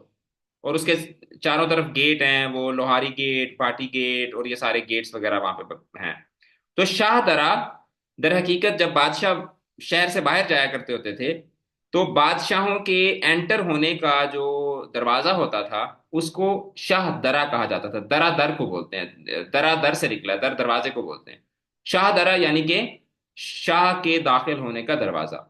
अभी भी आपने देखा होगा ना कि एक तो गेट होता है, मतलब किसी भी सरकारी बिल्डिंग का, और एक वो गेट होता है जिससे, जो स्पेसिफिकली जो स्टाफ होता है उसके लिए महफूज होता है। मतलब आप अगर किसी कैंटोनमेंट वगैरह में भी जाएं, तो उसमें वो होता है कि वो स्टिकर वाली गाड़ियां और बगैर स्टिकर वाली गाड़ियां। राइट। तो अब यहाँ पे शाहदरा से मुराद जो है ना, एक जगह है। मतलब कह रहे हैं कि शाहदरे से वापस होकर कुतुब साहब चले गए। अब कुतुब साहब क्या है? कुतुब साहब दर हकीकत एक मजार है, कुतुबुद्दीन औलिया की। ठीक है, कुतुबुद्दीन औलिया की एक मजार है कुतुब साहब। वहाँ पे एक बहुत बड़ा मीनार भी है जिसको कुतुब मीनार बोलते हैं, और साथ ही जो है वो कुतुबुद्दीन बुख्तियार काकी की क्या है, वहाँ पे मजार है। तो कहते हैं कि वापस होकर हम लोग उस दरबार में चले गए, वहां पहुंचकर रात को आराम किया। उसके बाद सुबह आगे रवाना हुए। छतरपुर के करीब गोजरों ने हमला किया और सब सामान लूट लिया, मगर इतनी मेहरबानी कि हमको जिंदा छोड़ दिया। वो लकोदक, ठीक है, लकोदक बिल्कुल वीरान, मतलब बिल्कुल वीरान, तन्हा, अकेला, सुनसान। वो लकोदक जंगल, तीन औरतों का साथ। और औरतें भी कैसी? एक बुढ़ापे से लाचार, लाचार का मतलब कमजोर, दो कदम चलना दुश्वार। ठीक है, लाचार मतलब कमजोर। अब ये देखिए, ये लाचार जो है, ये गोजर, गोजर मीन गुजर, यस, गोजर मीन गुजर। अब ये जो लाचार है, ये बड़ा मजे का वर्ड है। अब लाचार को लाचार से मुराद, या ये मतलब लाचार हम बोलते हैं कमजोर को ना। लेकिन लाचार का लफ्ज जो है ये कैसे निकला? मतलब लाचार का लफ्ज जो है इस इसमें मतलब ये कैसे ये वर्ड वजूद में आया? ला का मतलब होता है नहीं, चार, चार को बोलते हैं। तो चार नहीं, इसका अगर हम वैसे इसको लिटरल ट्रांसलेशन करें, तो इसका मतलब है कि चार नहीं। लेकिन लाचार को कमजोर क्यों बोलते हैं, या लाचार के लिए कमजोर का लफ्ज क्यों इस्तेमाल होता है? सोचें जरा इस पे। सर क्योंकि उसके बाजू भी काम नहीं करते और उसकी टांगे भी काम नहीं करती शायद हाँ, इसलिए। जब बाजू भी काम ना, बाजुओं में भी ताकत ना हो, टांगों में भी ताकत ना हो, तो वो लाचार है। यानी कि लाचार मतलब कि चारों जो हैं उसकी, चारों जो उसके, आप कैसे एक तरह से कह सकते हैं कि जो एक्सप्रेसेस ऑफ पावर हैं, कि मतलब ये एक पावर एक्सप्रेस है ना, कि इसके थ्रू आप पावर एक्सप्रेस करते हैं, इसके थ्रू भी आप पावर एक्सप्रेस करते हैं। ठीक है, तो कमजोरी जो है वो, जब आप कमजोर होते हैं तो आपके हाथों में ताकत नहीं रहती, और आपके इसी तरीके से टांगों में ताकत नहीं रहती, और आपकी पूरी जो बॉडी की ताकत है वो इन चार ऑर्गन से ही क्या होती है, एक्सप्रेस होती है, एक्सरसाइज होती है। ये भी देखिए कितनी कितने इंटरेस्टिंग इंटरेस्टिंग वर्ड्स होते हैं अगर आप इन पे गौर करें तो। अच्छा, औरतें भी कैसी, एक बुढ़ापे से लाचार, दो कदम चलना दुश्वार, दूसरी बीमार, तीसरी 10 बरस की मासूम लड़की, जार और नजार। ठीक है, जार और नजार मतलब कि हैरान परेशान, मतलब मासूम लड़की जार और नजार, परेशान, उदास, रोती हुई। ठीक है। अब ये जो नसर का स्टाइल है ना, ये, इसको हम लोग बोलते होते हैं नसर मुकफ़ा। क्या कहा जाता है इसको? नसर मुकफ़ा। नसर मुकफ़ा से कौन सी नसर होती है मुराद? हाँ, किसी को है पता? नसर मुकफ़ा से मुराद है काफिया वाली नसर, एक ऐसी नसर जिसमें आप काफिया इस्तेमाल कर रहे हैं। वैसे तो काफिया हम नज़म में इस्तेमाल करते हैं ना, शायरी में इस्तेमाल करते हैं, नसर में इस्तेमाल नहीं करते। अब इसमें देखें ना कि लाचार, दुश्वार, बीमार, जार नजार, तो बन रहा है ना काफिया। तो ऐसी नसर को क्या बोलते होते हैं? ऐसी नजर नसर को हम लोग नसर मुकफ़ा बोलते होते हैं। औरतें रोती थीं और बयान करके रोती थीं। बयान करके रोना, बैन करके रोना, बैन डालना, जिसको पंजाबी में हम कहते हैं बैंड पा के रोना। ठीक है, तो बैंड डालना क्या होता है? हम्म। शोर मचाना। शोर मचाना, रोला डालना, हाय वे तेरा कख न रवे। तो ऐसे मतलब वो हाय होए, इस तरीके से जब वो, अक्सर आपने देखा होगा जब कोई फौतगी हो जाती है तो उसके ऊपर फिर औरतें क्या कर रही होती हैं, औरतें वो बैंड डाल रही होती हैं। ठीक है, बैंड डाल रही होती हैं वो, मुख्तलिफ तरह के, you know, there are different ways to express the grief ना। तो बैंड डालना मतलब ऊंचा ऊंचा रोना, और साथ ही साथ अपने उस दुख का, अपने उस गम का चर्चा करना, मतलब उसको एक्सप्रेस करना कि मेरे साथ ये हो गया, मेरे साथ वो हो गया, मैं लुट गया, मैं बर्बाद हो गया, मैं तबाह हो गया, फना हो गया।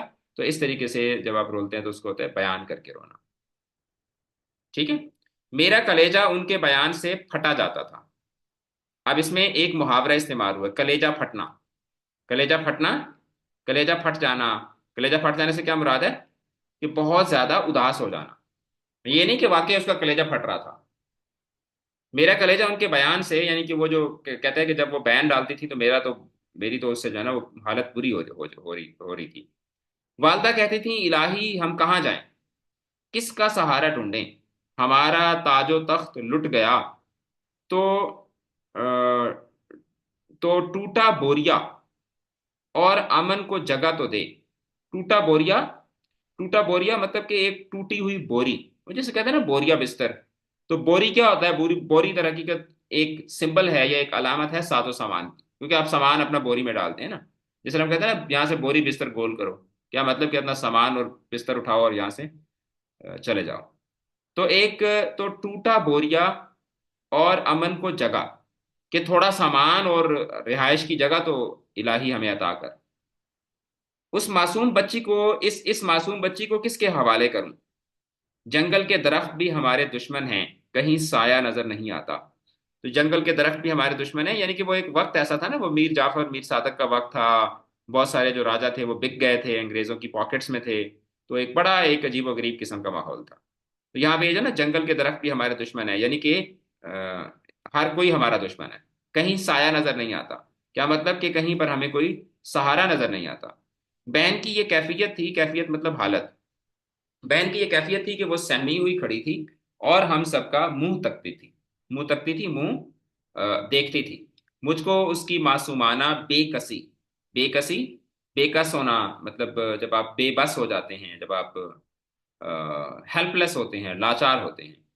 मुझको उसकी मासूमाना बेकसी पर बड़ा तरस आता था। आखिर मजबूरन मैंने औरतों को दिलासा दिया, दिलासा दिया, हिम्मत दी, और आगे चलने की हिम्मत बंधाई। सामने गांव नजर आता था। गरीब औरतों ने, यहाँ पे गरीब का लफ्ज जो है ये क्या है, यहाँ पे अलामतन इस्तेमाल हो रहा है। गरीब औरतों में गरीब मतलब बेचारी। गरीब औरतों ने चलना शुरू किया। वालदा साहिबा कदम कदम पर ठोकरें खाती थीं और सर पकड़कर बैठ जाती थीं। और जब वो ये कहती, अब ये बड़ा इंपॉर्टेंट पैराग्राफ है इसका, ठीक है, इस चैप्टर का this is the important paragraph. तकदीर उनको ठोकरें खिलवाती है जो ताजवरों के ठोकरें मारते थे। यानी तकदीर जो है वो ऐसे लोगों को भी ठोकरें मार देती है। तकदीर फेट को बोलते हैं, किस्मत को। तकदीर उनको ठोकरें खिलवाती है जो ताजवर, ताजवर मतलब बादशाह, कि जो बादशाहों को ठोकरें मारते थे। किस्मत ने उनको बेबस कर दिया जो बेकसों के काम आते थे। किस्मत ने उनको बेबस कर दिया मतलब उनको मजबूर कर दिया जो कि बेकसों के यानी कि जो कि मजबूरों के काम आते थे। हम चंगेज की नस्ल है। ये आपको पता होगा ना कि जो मुगल बादशाह थे ये दर हकीकत चंगेज खान की नस्ल थी। हम चंगेज की नस्ल हैं जिसकी तलवार से जमीन कांपती थी। हम तैमूर की औलाद हैं। चंगेज खान की नस्ल में से फिर था ना अमीर अमीर तैमूर। चंगेज खान, फिर हलाकू खान, फिर कुबला खान, और फिर अमीर तैमूर। हम तैमूर तैमूर की औलाद हैं जो मुल्कों का और शहरयारों का। मुल्क, आपको पता है मुल्क को बोलते हैं, शहरयार बादशाह को बोलते हैं। जो मुल्कों का और शहरयारों का शाह था, यानी कि बादशाहों का बादशाह था। हम शाहजहां के घर वाले हैं जिसने एक कबर पर जवाहिर निगार बहार दिखा दी, कि जिसने एक कबर के ऊपर कई हीरे जवाहरात जो थे वो लुटा दिए। और ये किस कबर का यहाँ पे जिक्र हो रहा है? हम्म, कोई है पता कि किस कबर की यहाँ पे बात हो रही है? हम्म। हम्म, हम्म, हाँ, शाहजहां ने अपनी बीवी नूरजहां, नूरजहां का जो बनवाया था मकबरा, जिसको क्या कहा जाता है? क्यों भाई? ताजमहल यार, ताजमहल। ताजमहल। हम्म। यस। वो साहिर लुधियानवी ने कहा था ना कि एक शहंशाह ने दौलत का सहारा लेकर हम गरीबों की मोहब्बत का उड़ाया है मजाक। ठीक है, उसके पास तो दौलत थी ना, तो उसने तो अपनी। अच्छा, और देखो, इंटरेस्टिंग इंटरेस्टिंग चीज मैं आपको बताऊं। ये शाहजहां जो था उसने अपनी बीवी नूरजहां जो है उसके मरने पे उसने इतना बड़ा एक ताजमहल जो है वो उसने बनवाया। लेकिन फिर उसके बाद उसने कोई 7 8 शादियां और भी की। ठीक है। या तो होता है ना कि मतलब आपको बीवी प्यारी होती है तो फिर आप कहते हैं कि बस वो चली गई तो बस बस उसके बाद बस। तो उसने फिर 7 8 शादियां आगे और भी की। फिर 7 8 एक साथ रखी हैं आप, क्योंकि 4 से ज्यादा इजाजत तो नहीं है ना। भाई वो बादशाह था। बादशाहों को कहाँ इन चीजों से फर्क पड़ता होता। इनकी इनके जो हरम सरा होते थे उसमें हजारों की तादाद में वो होती थी, कनीजें और लौंडियां और पता नहीं क्या क्या। ठीक है। तो यस। हाँ, हाँ, मुसलमान था। मुसलमान तो था। मुसलमान तो था। Well any how, let's not get into that debate. अच्छा, और उसके बाद हम चलते हैं जनाब, कि हाँ, शाहजहां की यहाँ पे बात हो रही थी। हम शाहजहां के घर वाले हैं जिसने एक कबर पर जवाहिर निगार, जवाहिर निगार मतलब कि हीरे जवाहरात, जिसमें निगार का मतलब होता है दिखाना। जिस तरह कहानी निगार होता है, ठीक है, नक्श नगार होता है। जवाहिर निगार बहार दिखा दी, कि हीरे जवाहरात लगा दिए और दुनिया में बेनजीर मस्जिद, बेनजीर बेमिसाल, बेनजीर मस्जिद दिल्ली के अंदर बना दी। वो जो जामा मस्जिद दिल्ली है जिसकी अभी थोड़ी देर पहले जिक्र हो रहा था, जिसके हवाले से हमने कल बात की थी। हम हिंदुस्तान के शहनशाह के कुंबे में से हैं, कुंबे में हैं, खानदान में हैं, हम इज्जत वाले थे। जमीन में हमें क्यों ठिकाना नहीं मिलता, वो क्यों सरकशी करती है, मतलब वो क्यों नाफरमानी करती है। आज हम पर मुसीबत है, आज हम पर आसमान रोता है। तो अब यहाँ पे क्या है कि वो अम्मा जो हैं वो अपने दुख दर्द का इजहार कर रही हैं। सर ये मॉस का भी जी बिल्कुल, मॉस का भी प्रेजेंट है। प्रेजेंट है और अच्छे खासे ग्रैंडर के साथ और अपनी ग्रैंडियोसिटी के साथ प्रेजेंट है। जामा मस्जिद दिल्ली अभी भी मौजूद है। एक बहुत बड़ा मदरसा है वहाँ पे जामा मस्जिद दिल्ली के साथ। बादशाही मस्जिद जो है वो तो हमने तो उसको सिर्फ एक पिकनिक स्पॉट ही बनाया हुआ है, लेकिन जो जामा मस्जिद दिल्ली है वो प्रॉपर एक प्रॉपर मस्जिद है। और उसका वो मस्जिद वाला वो अदब व एहतराम जो है वो भी मौजूद है। हालांकि देखो वो इंडिया में है। और यहाँ पे आप कभी जाए ना इसमें, सॉरी, बादशाही मस्जिद में, तो बादशाही मस्जिद में लोग जो हैं आपको हैरत होती है कि यार ये वाकई मतलब ये मुसलमान है और ये मतलब मस्जिद है। लोग ऐसे खड़े होकर वहां पे मस्जिद के अंदर वो सेल्फियां बना रहे हैं, लड़कियां ऐसे करके जनाब वो पोज दे दे के जनाब वहां पे फोटोज बना रही हैं। ठीक है, चबल चबल किस्म के लोग वहां पे आके तस्वीरें बना रहे हैं। कोई तमीज ही नहीं है किसी को। और नमाज का जब वक्त होगा तो नमाज के वक्त आप वहां पे देखते हैं कि हार्डली एक दो सफ़ें होती हैं, और बाकी सारी आवाम जो है वो बाहर, मतलब वो पिकनिक स्पॉट बनाया हुआ है। आरएच पिकनिक स्पॉट है नहीं, लेकिन लोगों ने उसको पिकनिक स्पॉट ही बनाया हुआ है। ठीक है, वो अंदर लोग ऐसे मस्जिद में फिर रहे होते हैं जैसे पता नहीं वो किसी बाग में आए हुए हैं, किसी पार्क में आए हुए हैं, जैसे इस तरह से लोग घूम रहे होते हैं। आप में से किसी को इत्तेफाक हुआ है बादशाह मस्जिद जाने का? जी सर। तो what ever I am saying, is it relatable, या जब आप गए थे तब ऐसा नहीं नहीं था? यस सर, ऐसा ही होता है। सब लोग ऐसे सेल्फी ले रहे होते हैं, वीडियो बना रहे वीडियोस बना रहे हैं। हैं, कूद रहे हैं, मतलब वो हंस रहे हैं। ठीक है, और अजीब, बड़ी एक अजीब और गरीब किस्म की सूरत हाल होती है। बंदे का दिल करता है यार इनको बंदा पकड़ के जूते मारे।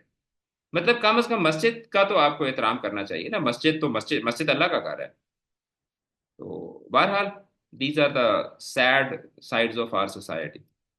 तो if you talk about Jama Masjid Delhi, तो वो एक प्रॉपर मस्जिद है। वहाँ पे पांच पंचगाना वहाँ पे नमाज होती है। वहाँ पे लोग आते हैं, नमाज पढ़ते हैं। एक बहुत बड़ा मदरसा है जो जामा मस्जिद दिल्ली के बिल्कुल साथ बना हुआ है। आप इसको गूगल भी कर सकते हैं और आपको सारी जो इन्फॉर्मेशन है वो मिल जाएगी। और I mean I don't know whether I should say this और नॉट, ये एक बड़ी कंट्रोवर्शियल सी बात है। लेकिन जो मेरा जाती तौर पर जो मेरा मुशाहिदा है, ये मेरी ऑब्जर्वेशन है, एक्सपीरियंस नहीं है। ठीक है, क्योंकि मैं जाहिर बात है इंडिया गया नहीं हूँ। Although I wish to go there because of the because of so many reasons, क्योंकि वहाँ पे जो लेगेसी है, मुस्लिम लेगेसी है, मेरा दिल करता है मैं वहाँ के जाके इमारतों को देखूं, बाकी जो जितना भी इंफ्रास्ट्रक्चर है, हिस्टोरिकल जो इंफ्रास्ट्रक्चर है उसको देखूं। लेकिन obviously we can't go there. But मेरी जो ऑब्जर्वेशन है वो ये है कि जो इंडिया के जो मुसलमान है ना, वो शायद पाकिस्तान के मुसलमानों से ज्यादा केयरिंग हैं about their religion. They care about their religion. मतलब एक मुसलमान होगा ना तो मैं ये नहीं कह रहा कि वो कोई वहां के सारे मुसलमान नेक हैं और हम सारे जो है वो नेक नहीं हैं। बट उनको ना एक वो सेंस ऑफ रिस्पॉन्सिबिलिटी उनके अंदर होता है कि यार अगर मैं मुसलमान हूं तो मुझे अपनी इस आइडेंटिटी को ऑन करना है।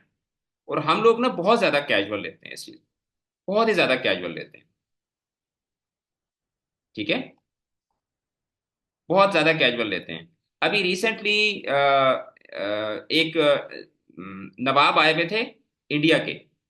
इंडिया के ना एक मुस्लिम नवाब जो थे वो आए हुए थे, और उनका इंटरव्यू हुआ था। सुहेल वड़ाइच ने इंटरव्यू किया था उनका। बादशाह मस्जिद के अंदर बैठ के उसको, मतलब बादशाह मस्जिद के सामने वो जो अलामा इकबाल के मकबरे के साथ जो बागीचा बना रहा है उसमें बैठ के वो उनका इंटरव्यू कर रहे हैं। अच्छा, वो बंदा जो है वो भी यही बात कर रहा है। And I was amaze to see this, के जो चीज मैं सोचता था वही चीज जो है वो उस बंदे ने कही। कि जब उनसे पूछा गया कि अच्छा वहां के मुसलमानों का और यहाँ के मुसलमानों का, तो उन्होंने कहा कि जो पाकिस्तान के मुसलमान हैं ये बहुत रैपिडली वेस्टर्नाइज हो गए हैं। बहुत जल्दी इन्होंने वेस्टर्न जो कल्चर है या जो वेस्टर्न इफेक्ट है उसको एक्सेप्ट किया है। वेयर एज जो इंडिया के जो मुसलमान हैं उन्होंने अभी तक भी वो जो एक रिवायत थी, जो बर्रे सगीर के मुसलमानों की रिवायत थी, उसको उन्होंने जो है वो अभी तक भी कायम रखा हुआ है।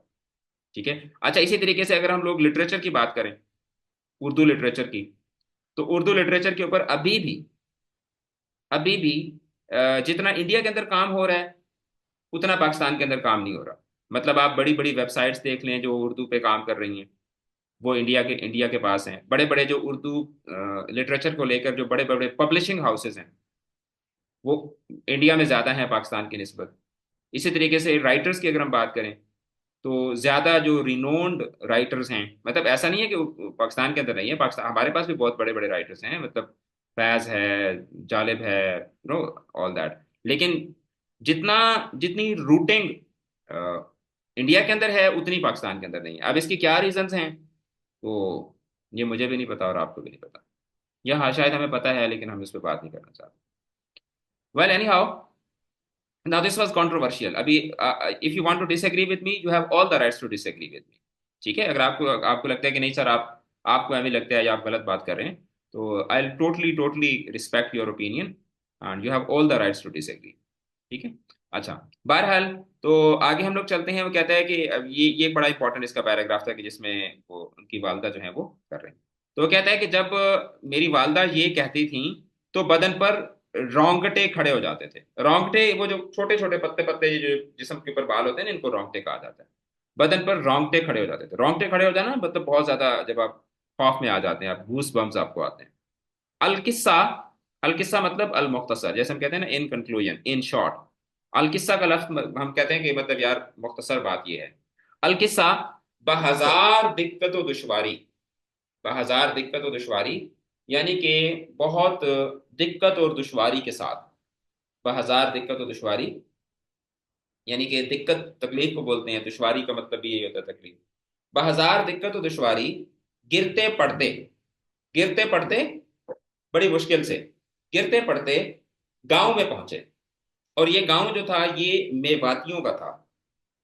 अब ये जो मेवाती हैं, मेवात अब तो पूरा एक वो जिला है ना इंडिया के अंदर, मेवात। ठीक है, और अभी वो मेरे ख्याल में प्रोविंस भी शायद उसको बनाने लगे हैं, या something I was reading somewhere कि शायद वहाँ पे एक मूवमेंट चल रही है कि इसको अलग से प्रोविंस बना दिया जाए।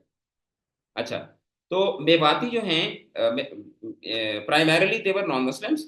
फिर मेवातियों में से कुछ लोग जो थे ये मुसलमान हुए। ठीक है, बड़ा लेट जाके। ठीक है, पार्टीशन के बाद। और इवन पाकिस्तान के अंदर भी मेवाती हैं। ठीक है, मेवाती फैमिलीज यहाँ पे मौजूद हैं। और ये मेवातीज जो हैं ये भी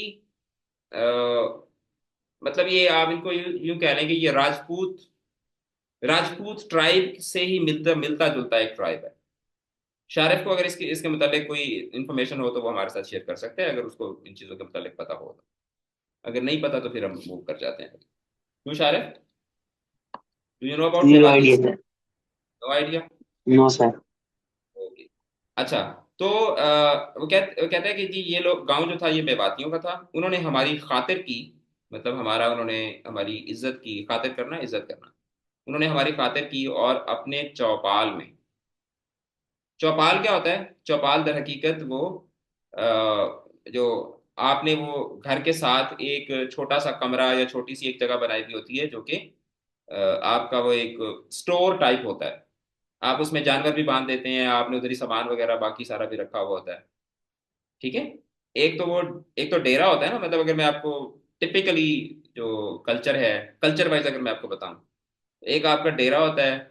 और डेरे के साथ आपका वो होता है अ, बाड़ा होता है जानवरों का। और उसके साथ ही आपने एक छोटा सा कमरा बनाया होता है जिसमें सारा वो कबाड़ शबाड़ पड़ा रहता है। उसको कहा जाता था चौपाल।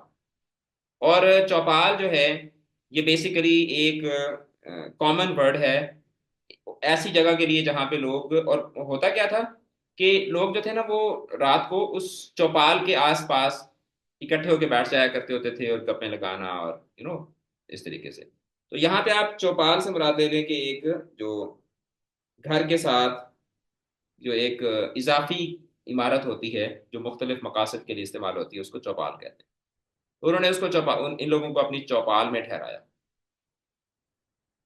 अब कहते हैं कि कुछ रोज तो उन मुसलमान गंवारों ने, अब उनको मुसलमान गंवार, गंवार बोलते हैं जाहिल को। तो अब यहाँ पे उनको गंवार क्यों कह रहे हैं? क्योंकि वो नौ मुस्लिम थे, देवर न्यूली मुस्लिम्स। कुछ लोग तो उन गंवारों ने हमारे खाने पीने की खबर रखी और चौपाल में हमको ठहराए रखा। लेकिन कब तक ये बार उठा सकते थे, बार उठा सकते थे, कब तक ये वजन उठा सकते थे, कब तक ये जिम्मेदारी उठा सकते थे? उकता गए, उकता गए और एक दिन मुझसे कहने लगे कि मियाँ जी, चौपाल में एक बारात आने वाली है, तू दूसरे छप्पर में चला जा और रात दिन ठाली बैठे क्या करे है, कोई काम क्यों नहीं करता? ठाली मतलब बेकार। ये अब अपनी वो लैंग्वेज में बात कर रहे हैं ना। तो उसने कहा भाई हमारी एक बारात आने वाली है, तो आप ऐसे करें कि यहाँ से निकलें वो साथ एक दूसरा छप्पर, छप्पर बोलते हैं वो जो कच्चा कमरा होता है जिसके ऊपर घास फूस की आपने छत डाली हुई होती है, उसको छप्पर बोलते हैं। तू दूसरे छप्पर में चला जा और साथ ही कहा कि यार तू क्या फारिग बैठा रहता है, कोई काम शाम कर ले। तो कहते हैं मैंने कहा भाई जहां तुम कहोगे वहां जा पड़ेंगे, हमें चौपाल में रहने की हवस नहीं, कि हवस मतलब लालच। उसने कहा यार जिधर कहोगे चले जाएंगे, हमें कोई इस चौपाल का कोई लालच तो नहीं है। जब फलक ने यानी आसमान ने यानी यहाँ पे फलक जो है ये एक अलामत है किसके लिए, तकदीर के लिए। जैसे हम कहते हैं ना जब आसमान जब जैसे हम कहते हैं ना कि ऊपर वाला या आसमान या किस्मत, तो ये मुख्तलिफ वर्ड्स होते हैं जो हम इस्तेमाल करते हैं। जब फलक ने आलीशान महल छीन लिए तो इस कच्चे मकान पर हम क्या जिद करें। और रही बात काम करने की, सो मेरा जी तो खुद घबराता है, खाली बैठे हुए तबीयत उकताती है। मुझको कोई काम बताओ, हो सके तो आंखों से करूंगा। आंखों से करूंगा मतलब ये एक एक्सप्रेशन होता है कि यार मैं तो आंखों से भी करने को तैयार हूँ। क्या मतलब कि मैं तो भाई हर तरीके से जो है वो अ, हर तरीके से करने के लिए तैयार हूँ। जैसे भी मुझसे हो सकेगा मैं करूंगा। ठीक है। तो उनका चौधरी बोला, हमने के बहरा कि तू के काम कर सके है। और ये थोड़ा सा ना यहाँ पे आपको वो राजपूती जो लैंग्वेज है उसका, आपको जो रांगड़ी है उसका टच आपको फील हो रहा है। तो भाई सारे फील हो रहा है। यस सर, थोड़ा बहुत। थोड़ा बहुत यहाँ पे हो रहा है ना। अच्छा, हमने के बहरा कि तू के काम कर सके है, ये मतलब हमें क्या पता कि तू क्या काम कर सकता है। तो इसने कहा कि मैं सिपाही ज्यादा तेग तफंग चलाना, तेग तलवार को बोलते हैं और तफंग तीर को बोलते हैं। तेग तफंग चलाना मेरा हुनर है, इसके अलावा कोई काम नहीं जानता।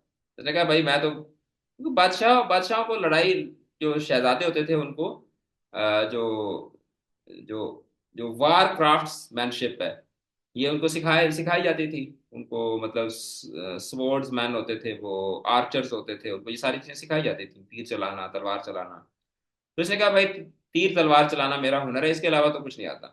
तो वो गंवार यानी कि जाहे कह रहा है कि उनको गंवार कह रहे हैं कि वो हंसकर कहने लगे ना बाबा, यहाँ तो हल चलाना होगा, घास खोदनी पड़ेगी, हमने तलवार के हुनर क्या करने हैं। उन्होंने कहा भाई हम तो मजदूर लोग हैं, इधर तो भाई काम करना पड़ेगा, ये तलवार वाले काम यहाँ नहीं चलेंगे। तो इसने कहा भाइयों मुझको तो हल चलाना और घास खोदनी नहीं आती। मुझको रोता देखकर गंवारों को रहम आ गया और बोले, अच्छा तू हमारे खेत की रखवाली किया कर और तेरी औरतें हमारे गांव के कपड़े सी दिया करें। फसल पर तुझको अनाज दे दिया करेंगे। अनाज गल्ले को बोलते हैं कि जब फसल उतरेगी तो, क्योंकि देहातियों का यही होता है ना कि वो सारे उन्होंने जो वादे होते हैं वो फसल पे किए हुए होते हैं। ठीक है, वो पूरे 6 महीने जो है ना वो करियाने वाला भी बेचारा जो है वो उनको पैसे चीजें देता रहता है, खाद भी वो उठाते रहते हैं, वो 6 महीने पूरा इसी तरीके से लेते रहते हैं और जब फिर फसल आती है तो फिर सबको वो लौटाते हैं। तो ये एक देहात का एक कल्चर होता है, होता था, अभी कम होता जा रहा है। तो कहते हैं कि जी फसल पर तुझको अनाज दे दिया करेंगे जो तुझको बरस दिन को काफी होगा, बरस दिन को काफी होगा, साल तुम्हारा उससे गुजर जाया करे। चुनाचे यही हुआ कि मैं सारा दिन खेत पर जानवर उड़ाया करता था और घर में औरतें कपड़े सीती थी। एक दफा ऐसा हुआ कि बाधू का महीना आया, सावन, और सावन के बाद फिर जो महीना आता है ना बाधू का, जिसमें बहुत हब्स सा मौसम होता है, जो रेनी डेज के बाद का जो जो वेदर होता है, जो सितंबर वाला जो मंथ होता है, ये बड़ा एक हब्स सा होता है और अजीब सी तबीयत, बोझल सी उदास सी तबीयत होती है और इसमें मोस्टली लोग बीमार हो जाते हैं। ऐसे ही है ना, क्यों भाई, कि ऐसा नहीं ही है होता। सर। तो कहते हैं कि बाधू, अब ये जो बाधू है ये दर हकीकत जिस तरीके से हमारे होते हैं ना ये जो ईसवी महीने हैं, ईसवी महीने होते हैं, इस्लामी महीने होते हैं। ठीक है, ईसवी महीने इस्लामी महीने, इसी तरीके से बिक्रमी बिक्रमी महीने। ठीक है, ये बिक्रमी महीने हैं, सावन, चेत, बिसाख, बाधू, ठीक है, कातक, असवज। तो ये सारे के सारे जो हैं ये इनको देसी महीने भी कहा जाता होता है। ठीक है, यस, बदरू, ठीक है, माघ, ठीक है। तो ये सारे के सारे बड़े मजे मजे के नाम है इनके, ठीक है। तो कह रहे हैं कि भादों का महीना आया और गांव में सबको बुखार आने लगा। मेरी अहलिया यानी कि मेरी बीवी और बहन को भी बुखार ने आन दबाया। वो गांव, वहां दवा और हकीम का क्या जिक्र। कहते हैं वो तो गांव था छोटा सा, वहां पे क्या दवाई और क्या हकीम। खुद लूट पूट कर, लूट पूट कर, लूट पूट करके मतलब जैसे होता है ना कि यार खुद ब खुद ही, मतलब कि ना वो, जैसे हम कहते हैं ना औखे सौखे होके खुद ही ठीक हो जाते थे। खुद लूट पूट कर अच्छे हो जाते थे, मगर हमको दवाओं की आदत थी, सख्त तकलीफ उठानी पड़ी। अब ये तो शहजादे थे, तो इनको तो वो, इनके अंदर तो वो रेजिलियंस नहीं थी। जो आम आदमी होता है उसका क्या होता है, सर में दर्द होगा तो खुद ही ठीक हो जाएगा, थोड़ी देर बर्दाश्त करेगा, खुद ठीक हो जाएगा। बीमारी भी कहती है यार इधर से कुछ नहीं होगा, चलो किसी और को जाके लगती है, फिर जाके किसी अमीर को लग जाएगी। ठीक है, तो गरीब आदमी तो बीमारी को लिफ्ट नहीं करवाता। क्यों भाई, ऐसा ही है। हम्म, यस सर। करवाता है गरीब आदमी बीमारी को लिफ्ट? गरीब आदमी तो बीमारी को लिफ्ट नहीं करवाता। ठीक है, तो कहते हैं कि जी खुद लूट पूट कर अच्छे हो जाते थे, मगर हमको दवाओं की आदत थी। सख्त तकलीफ उठानी पड़ी। इसी हालत में एक रोज, एक दिन इस जोर की बारिश हुई कि जंगल का नाला चढ़ आया। नाला बोलते हैं जो एक एक एक नाला मौसमी दरिया को बोलते हैं। मतलब एक ऐसा दरिया कि जो पानी ज्यादा आता है तो बहता है, वरना फिर जो है वो खुश्क पड़ा रहता है।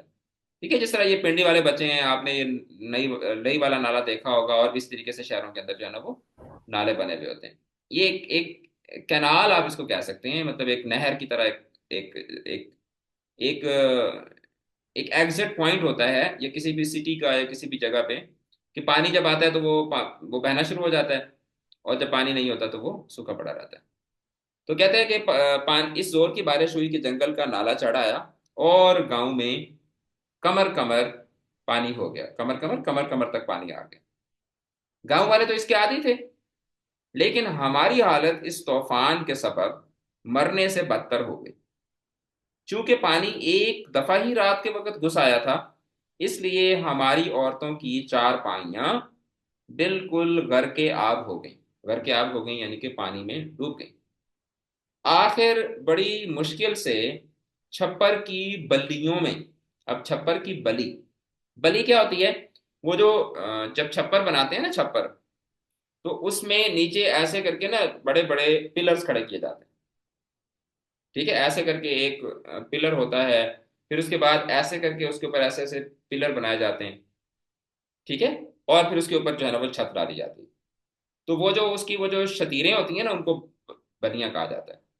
छप्पर की बलियों में दो चारपाइयां अड़ाकर उनको, औरतों को उन पर बिठाया, कि वो जो छप्पर के जो शतीर बने हुए थे अंदर, उनके अंदर चारपाइयां घुसाई ऊपर, और उसके ऊपर औरतों को बिठाया। देखिए कितनी मुश्किल। अब ये आप इसको तभी अंडरस्टैंड कर सकते हैं अगर आपने वो छप्पर देखा हो, और इस तरीके की सिचुएशन से आप अगर गुजरे हो, तो then and only then you can understand that.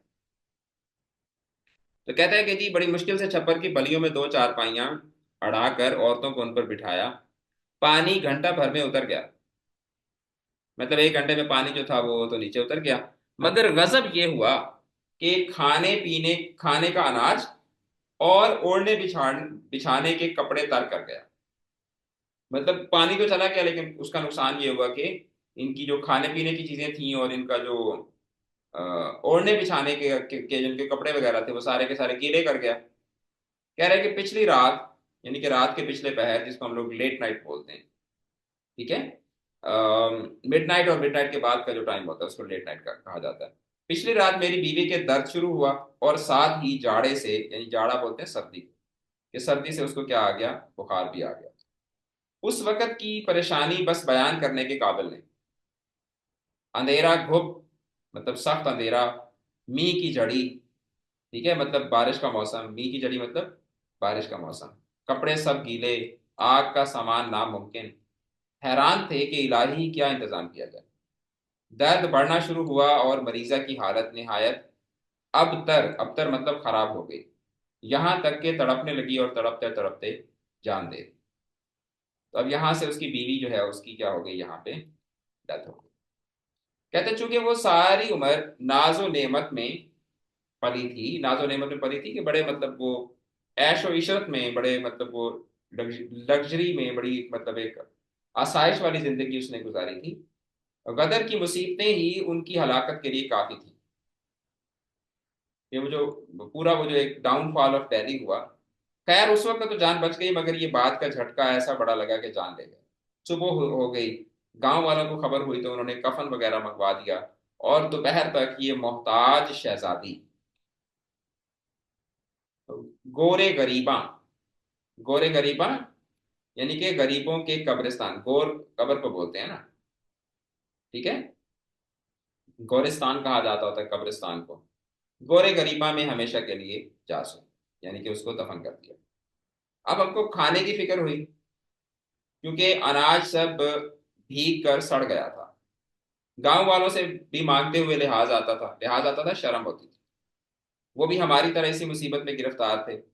ताहम बेचारे गांव के चौधरी को खुद ही ख्याल हुआ और उसने कुतुब साहब से, ठीक है, 1 रुपए का आटा मंगवा दिया। अब ये कुतुब साहब जो है ना, ये जगह है, ठीक है, कुतुब साहब से 1 रुपए का आटा मंगवा दिया। वो आटा निस्फ के करीब खर्च हो गया होगा, यानी आधे से ज्यादा, मतलब तकरीबन आधा आटा वो कह रहे हैं कि हमने खर्च कर लिया होगा, कि रमजान शरीफ का चांद नजर आ गया।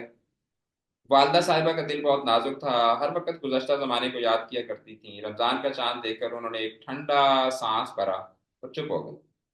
मैं समझ गया कि उनको अगला वक्त याद आ गया। तसल्ली की बातें करने लगा, जिससे उनको कुछ ढारस हो गई, यानी कि उनको कुछ हिम्मत हो गई। 4-5 दिन तो आराम से गुजर गए, मगर जब आटा खत्म हुआ तो बड़ी मुश्किल दरपेश हुई, मतलब बहुत तकलीफ मुश्किल हुई। सवाल करते हुए शर्म आती थी, और पास एक कोड़ी भी ना थी। कोड़ी बोलते हैं एक छोटा, मतलब जो करेंसी का सबसे जो छोटी जो डिनोमिनेशन होती है वो कोड़ी होती है। फूटी कौड़ी, कौड़ी फिर उससे नीचे फूटी कौड़ी, फिर कौड़ियों से फिर जो है ना वो आना बनता है, आनों से फिर पैसा बनता है, पैसों से फिर रुपया बनता है, रुपया से फिर आगे जो है वो सारी स्टोरी चलती है। तो कौड़ी जो है ना, मतलब आप जो समझ लें कि जिस तरह एक एक सेंट, सिर्फ 1 सेंट, ठीक है, एक कौड़ी भी ना थी। जिस तरह पेंस होता है ना, पेंस, पैनी से नीचे पेंस होता है, तो ये एक करेंसी है। कह रहे हैं कि एक कौड़ी ना थी, मतलब एक एक रुपया भी नहीं था, मतलब कुछ भी नहीं था।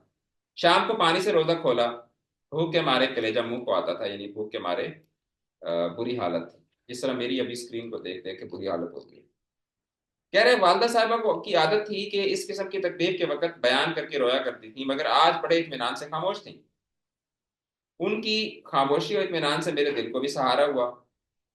और छोटी बहन को, जिसके चेहरे पर भूख के मारे हवाइयां उड़ रही थी, भूख के मारे हवाइयां उड़ रही थी, हवाई उड़ना यानी भूख के मारे बुरा हाल हो जाना, दिलासा देने लगा, मतलब हिम्मत देने लगा। वो मासूम भी मेरे समझाने से निढाल होकर, यानी कि कमजोर होकर चारपाई पर जा पड़ी और थोड़ी देर में सो गई।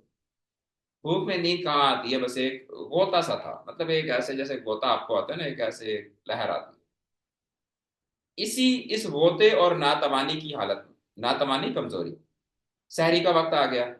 वालदा साहिबा उठी और तहज्जुद की नमाज के बाद जिन दर्दनाक अल्फाज में उन्होंने दुआ मांगी, और उनका नकल करना महाल है। मतलब कह रहे हैं कि जिस तरह से उन्होंने दुआ मांगी वो बताना जो है वो मुहाल है, यानी कि मुश्किल है। हासिल मतलब ये है, यानी कि इन शॉर्ट, जैसे कहते हैं ना, इन शॉर्ट, हासिल मतलब कह रहे हैं कि बात ये है कि उन्होंने बारगाह इलाही में अर्ज किया, हमने ऐसा क्या कसूर किया है जिसकी ये सजा मिल रही है। रमजान के महीने में हमारे घर से सैकड़ों मोहताजों को खाना मिलता था, और आज हम खुद दाने दाने को मोहताज हैं और रोजे पर रोजा रखते हैं।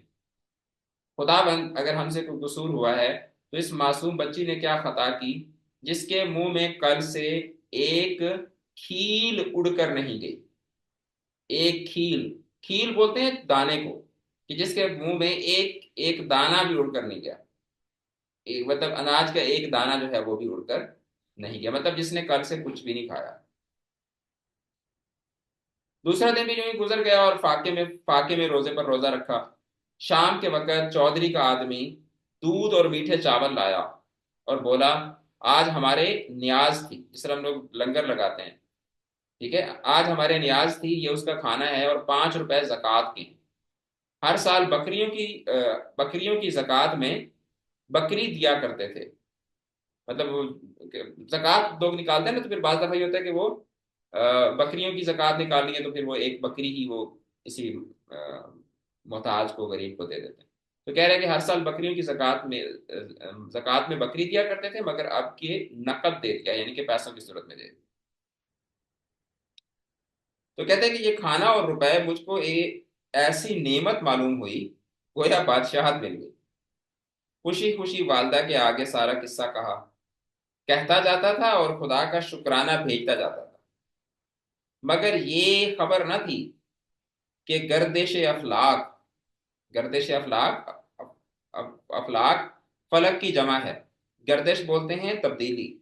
गर्दिश अफलाक से मुराद यहाँ पर है हालात की तब्दीली। कह रहे मैं तो बड़ा खुश था, लेकिन ये खबर नहीं थी कि हालात की तब्दीली ने मर्द के ख्याल पर तो असर डाल दिया था, लेकिन औरत जात जूं की तू बिल्कुल वैसे ही अपनी कदीम गैरतदारी पर कायम। कह रहे हैं कि भाई हम, मर्द जो है वो तो बेचारा कॉम्प्रोमाइज कर लेता है, लेकिन औरत तो नहीं समझती। ठीक है, उसको तो वो सारी चीजें याद रहती हैं, पुरानी सारी बातें याद रहती हैं।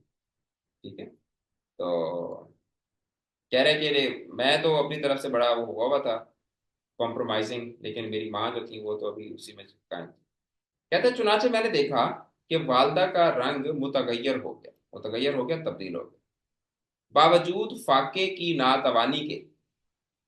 मतलब वो फाका होता है जब आप बिल्कुल भूखे होते हैं, ठीक है, फाके की नातवानी के बावजूद, मतलब वो फाके की कमजोरी के बावजूद उन्होंने तेवर बदल कर, मूड बदल कर कहा, तुफ है तेरी गैरत पर। तुफ है तेरी गैरत पर मतलब लानत है तेरी गैरत पर, अफसोस है तेरी गैरत पर। खैरात और जक़ात लेकर आया है और खुश हो रहा है। अरे इससे मर जाना बेहतर था। अगरचे हम मिट गए, मगर हमारी हरारत नहीं मिटी। मैदान में निकलकर मर जाना या मार डालना और तलवार के जोर से रोटी लेना हमारा काम। सदका खोरी हमारा शेवा नहीं, हमारा तरीका नहीं। मतलब वो उसकी अम्मा कह रही है कि मतलब तुम्हें शर्म नहीं आई, तुम बादशाहों के बच्चे हो के, तो तुम जो है ना वो 5 रुपए जक़ात लेकर आए और तुम बड़े उसमें खुश हो रहे हो। तो कह रहे हैं कि वालदा की बातों से मुझे पसीना आ गया और शर्म के मारे हाथ पांव ठंडे पड़ गए। हाथ पांव ठंडे पड़ जाना, बिल्कुल डर जाना। वो कह रहे शर्म शर्म, डर गया ना बिल्कुल। और वो वाला डर नहीं कि जो एक खौफ वाला डर होता है, मतलब एक ऐसा डर कि जिसमें आप बिल्कुल वो परेशानी में, पशेमानी में चले जाते हैं, अफसोस में चले जाते हैं। चाहा कि उठकर ये चीजें वापस कर रहा हूं, मगर वालदा ने रोका और कहा, खुदा को ये मंजूर है तो हम क्या करें, सब कुछ सहना होगा, यानी सब कुछ बर्दाश्त करना होगा। ये कहकर खाना रख लिया और रोजा खोलने के बाद हम सब ने मिलकर खा लिया। 5 रुपए का आटा मंगवा लिया, जिससे रमजान खैर खूबी से बसर हो गया, खैर खूबी से बेहतरीन अंदाज में।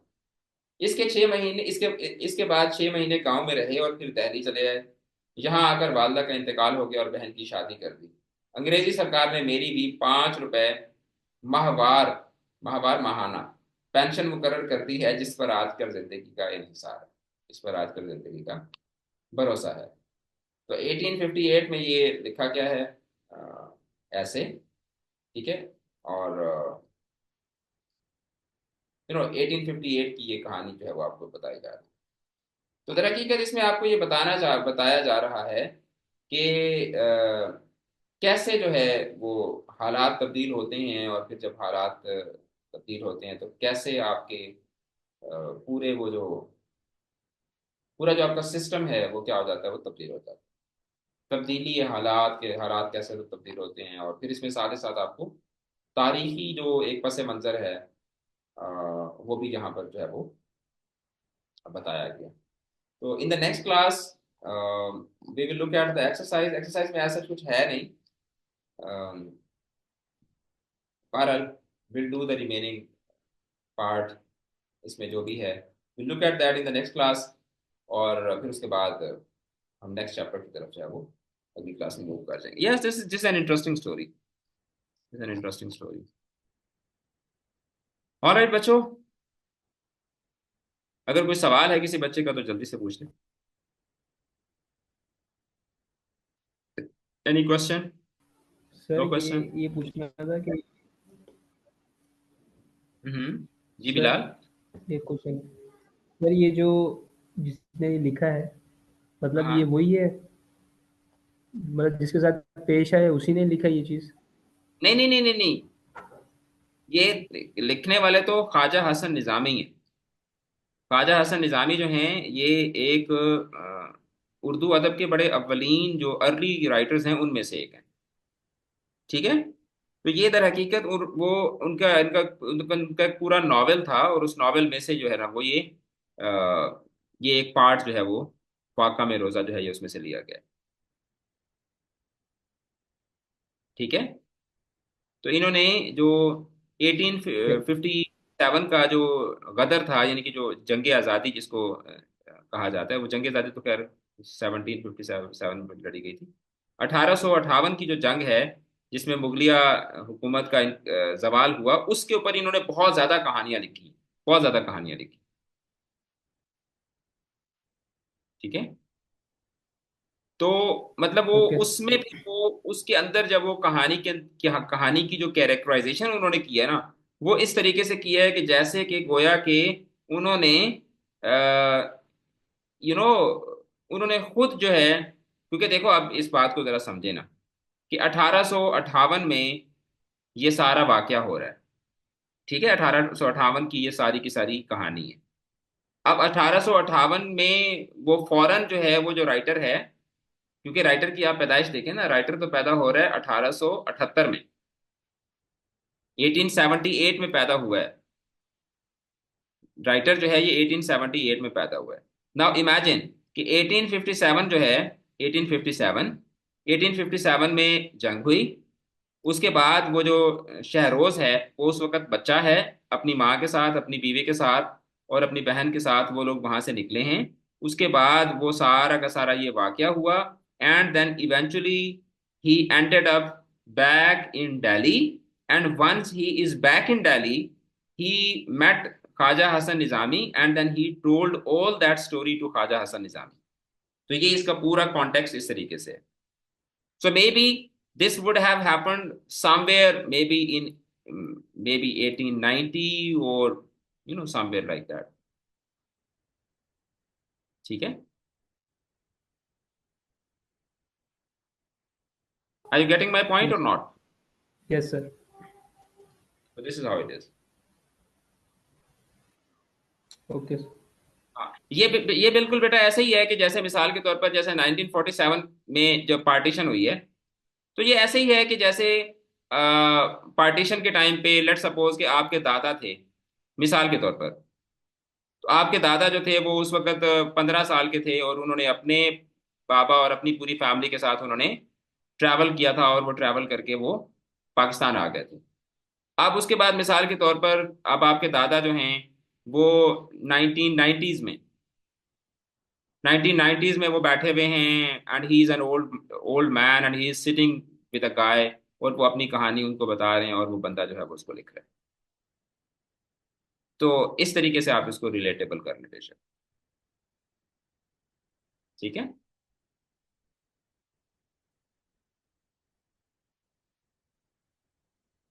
ओके, और कोई सवाल?